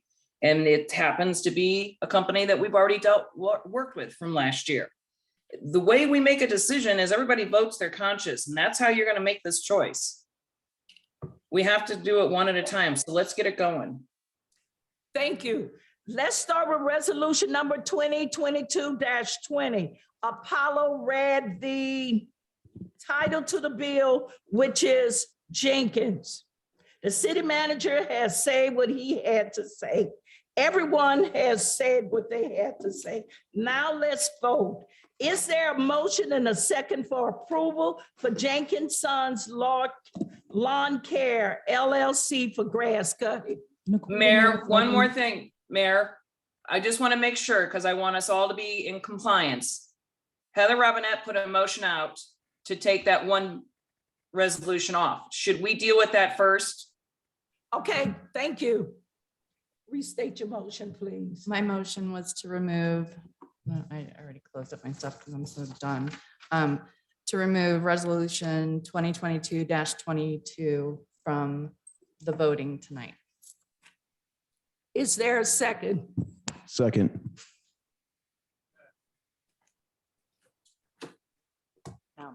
Are you ready to vote? I mean, questions. We didn't question this to death. So are we ready to vote? Octavia, call a roll, please. Aye. Councilman Palmer. Aye. Aye. Councilwoman Robinette. Aye. Mayor Jones. Aye. Councilwoman Lipka. Aye. Councilwoman Nelson. Aye. Resolution number 2022- has been removed from the bidding process, the resolution process. Resolution number 2022-20.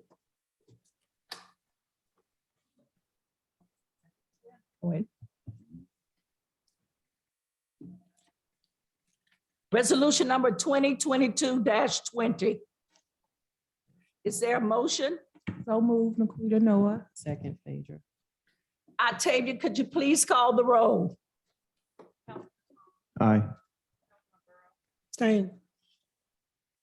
Councilwoman Robinette. Abstain. Mayor Jones. Aye. Councilwoman Lipka. Nay. Councilwoman Nelson. Aye. What's your vote count? I don't, and Councilwoman Noah. Aye.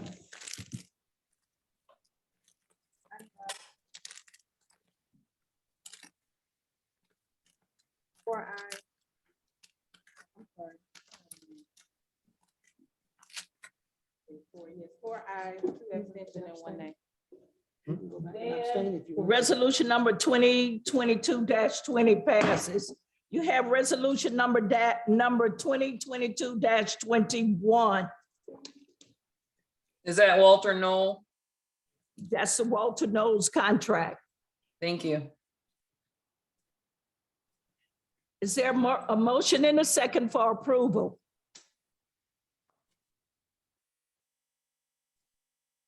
Is there a motion and a second for approval? Adrian Nelson, so moved.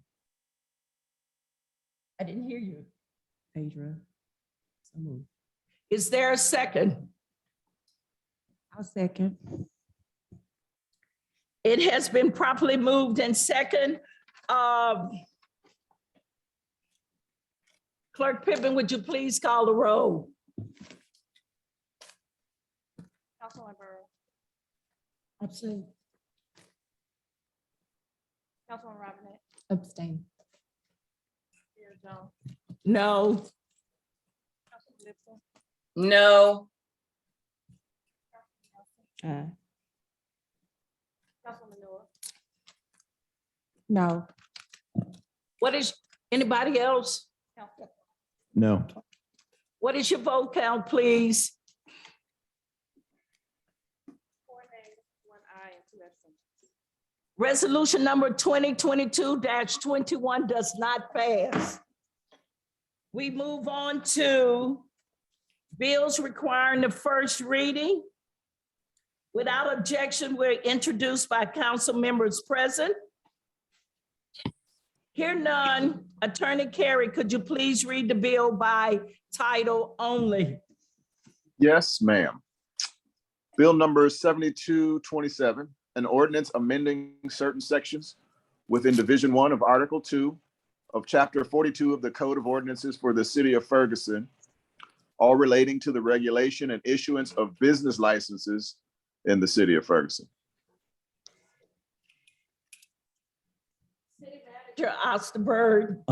If it would be the pleasure to council, can we remove, table this item until the next agenda to be respectful of time? There a motion and a second to table. I will make a motion to table. Second, Linda Lipka. To the next meeting. Postpone, okay. So we don't need a motion to postpone. Okay, I have the motion to postpone. I just wanted to make sure that we were clarifying. I wanted to clarify that because we said table, so I wanted to clarify. okay. Councilwoman Robinette made the motion. Is there a second? So moved, second. Clerk Pittman, call the roll, please. Councilman Robinette,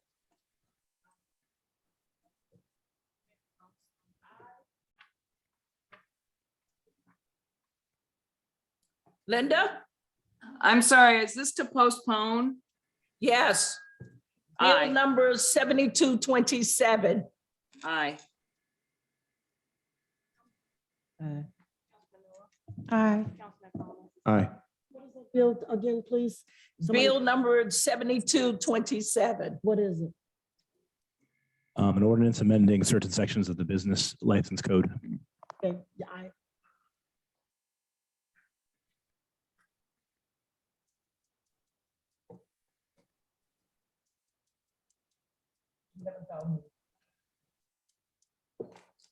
second.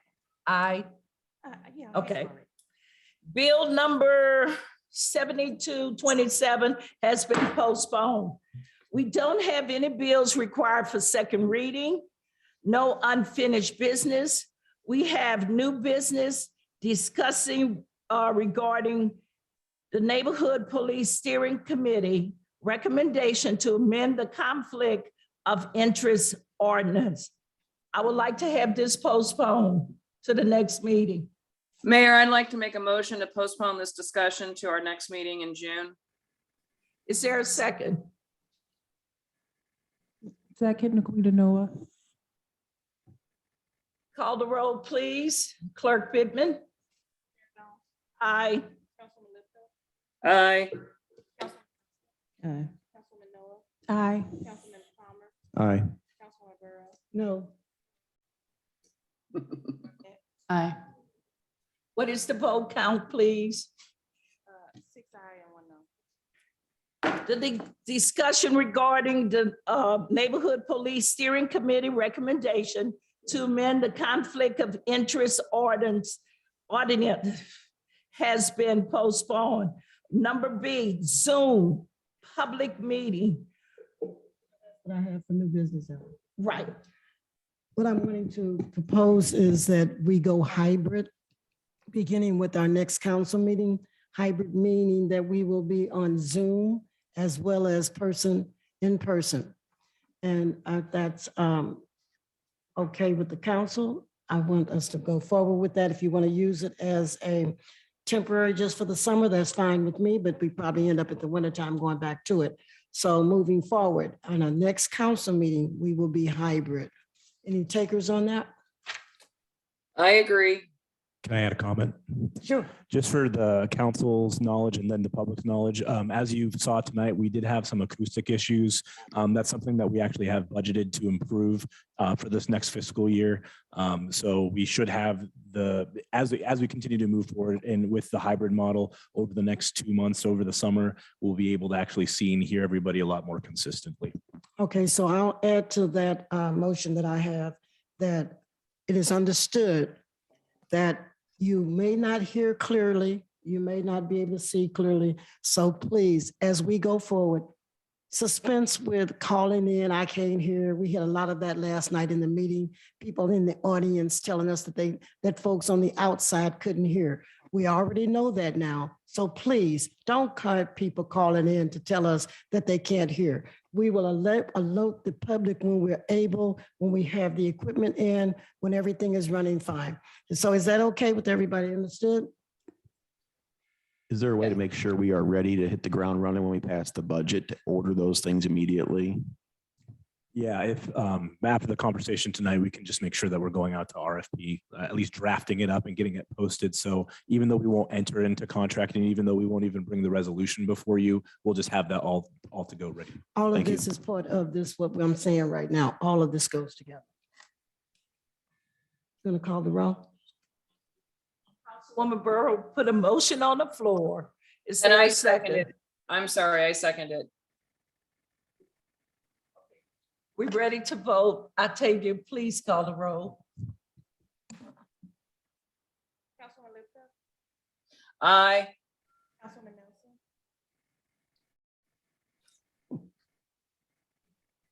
Aye. Councilwoman Noah, Aye. Councilman Palmer, Aye. Aye. Aye. Mayor Jones. Aye. The hybrid meeting has passed. The next item on I have a the, quick new business. I'm sorry, just right quick. okay, We've talked about this and people have called me concerning this. If we could discuss a 50-50 program in depth for the sidewalks and trees that have been, the sidewalks that have been uprooted by the trees. So this is definitely new business that I would like to discuss later on. we That is- discussed that in budget, Well, Yeah, yeah, but that's a not in budget depth. We have, discussion. nothing for sure. but it's a So you want to budget discuss that item. now? No, I don't, but we don't have to discuss it now. Oh, okay, so this is for new business though, for right now. Right. But Well, this is I- budget. It is. We discussed it in budget. I wanted to bring it up and I apologize. I know it's late, but just let me say right quick that it's a program that I think we need. And I apologize. I shouldn't have said anything. Let's let it go. So we're Let's let it gonna, go. you canceling that? I'm going to cancel it. Thank you. Okay. Miscellaneous. Starting with Councilwoman Noah. Well, just right quick, I have received lots of calls from people in Southwest Ferguson regarding the sidewalks and the driveways and the trees that have, the roots are uprooting. And I just want to mention it and let people know that we're listening. I apologize, Council and Mayor, the community, it's late, but it's still an important issue that I wanted to bring up. Thank you. Thank you. Councilman Palmer. I got about 10 things. Just kidding. I'm good. Okay, Councilwoman Borough. I'd like to just tell all of you here that are present, I appreciate you staying. That back row back there, I appreciate you guys more than I can even say tonight. Thank you so much for what you do. I want you to keep us honest. I want you to do your due diligence. There are some people that say, I'm going to be watching you. I'm not going to watch you. I'm just going to believe you that you're going to do what you're supposed to do. I want to thank Jerry Knows. He does a fantastic job on CRB. I thank you for coming. You said you'd do it, and I appreciate he's been here for every council meeting, letting us know what we need with the CRB. For those of you that think that we're not paying attention to the consent decree, we are very much paying attention to the consent decree. At the last status hearing, I asked the judge to be put on the status call. If she's worth her salt, then that might happen. And so I'll be able to bring to you exactly what's happening, because everybody that's on that status call, none of them live in Ferguson, and none of them have a real stake in the ground as far as I'm concerned, because they're all getting paid. So that's why I'm going for, so I might come to you for a petition against the judge. I am not afraid of the judge. I'm not afraid of nobody, dead or alive. And I want you to be the same way. We got some questions. We don't want to be 10 years from now still doing the consent decree. There are some people that say it was us up on this dais that caused us to be here this long. That is not true. I want to thank you for bringing your people that are new to us, letting us see, Gene, who they are. It's good to put a face to a name. For those of you that come to this podium and stand and tell untruths, shame on you. And then you have the nerve to say that you have the city in your best interest. Be real. Stop coming to this dais with your made up stories. It's not appreciated, and you don't do this city a service. I am sorry for what happened to you tonight. Thank you for being big. I appreciate you going over at Boeing. They call that the 5 keys. My employees will be excited. Yeah. And what the Obama girl, she says, when they go low, we go high. Thank you so much, Eric, for your presentation tonight. I appreciate you. I apologize for us not being all that we need to be up here, but I think we might get there. We're going to need your prayers, though. I find that most of the things that we get done on knee, K-N-E-E. We got to do some knee work. Thank you so much for being here this evening. Thank you. Councilwoman Robinette.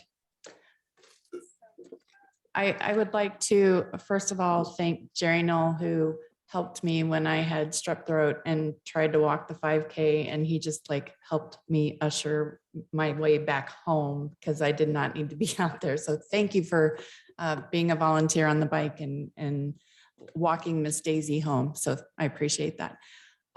We have so many great things in the city, and what happened tonight, it just makes my stomach hurt. So what people say and how they hear it are often two different things. And I say that to my husband all the time. I say my filter is, this is how I heard it. And that's not how you said it. And I feel like we talk past each other, but tonight was a whole level of talking past each other. It was mean-spirited. It was damaging. And I'm embarrassed to be on this council. So that's all I have. Councilwoman Robinette. Councilwoman Lipka. All right, can you hear me? Yes, we can. Thank you. So first of all, I want to wish everybody a happy Memorial Day. Please enjoy your time. I also would like to say that the sidewalk program has been something that I have been working very hard on for many years, as well as Mayor Jones. So it is nice to have Councilwoman Noah's input as well.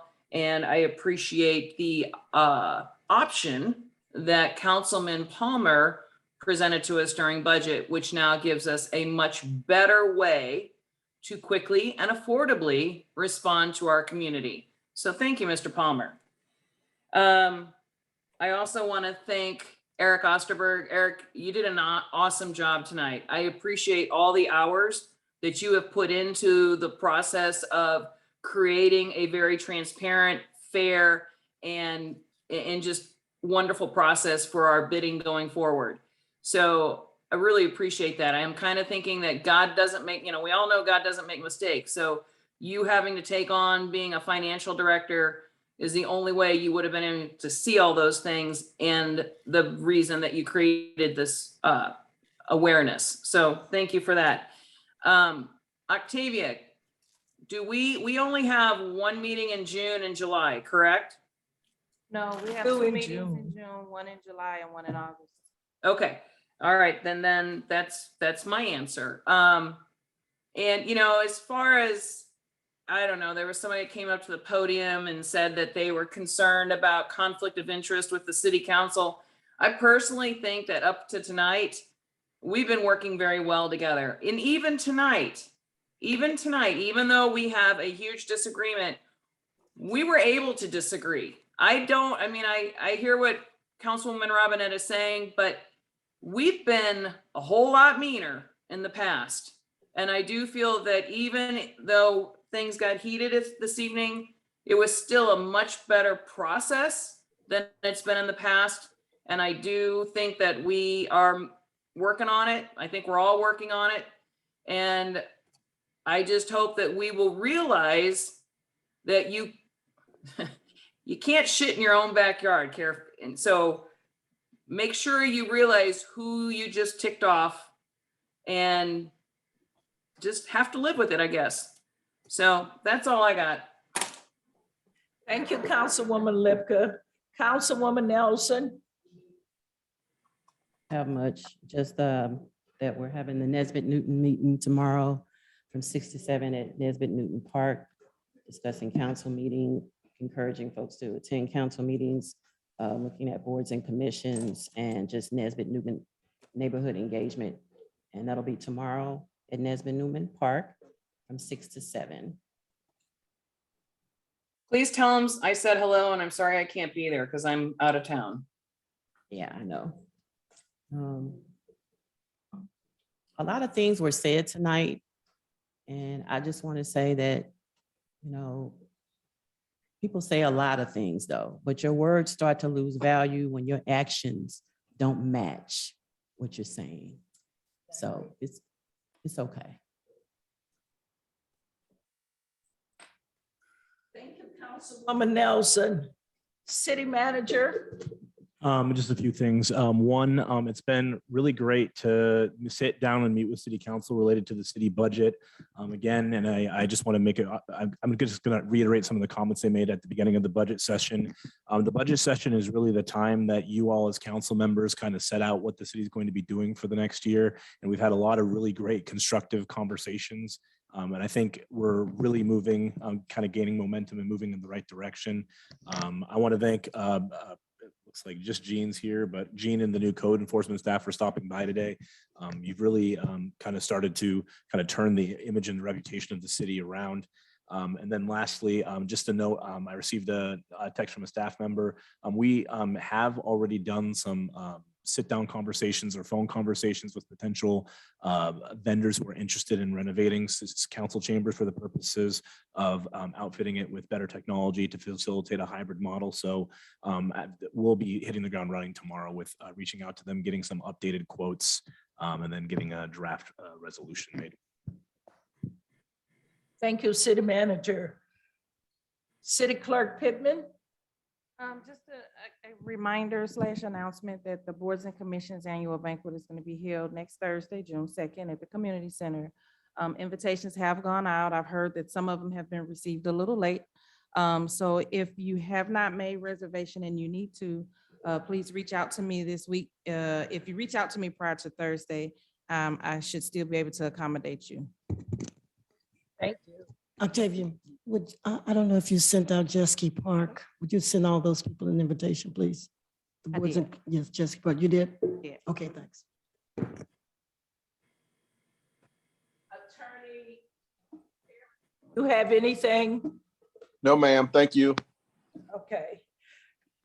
I just would like to say that we did have a status hearing, and the judge said that the city of Ferguson is doing good. However, community engagement is for all of us, not just for a select few. So it'd be great that we continue to work with the police department on community engagement and engaging each other. I just want to thank Farcon for coming from the Urban League, because a lot of neighborhoods have been asking about the program, and it is a good thought to bring you here so the council can hear from you. As far as tonight, it does not make my stomach sick. Simply, it does not, because we all have our opinions. We all view things in a different way, and everyone had an opportunity to speak. And that's the most important thing. When we start trying to muffle each other from speaking, then that is not good. So at this time, I request a motion and a second to adjourn the meeting. So move, Naquita Noah. All in favor? Aye. Any opposed? The ayes have it. Everyone have a good night and Memorial Day for you.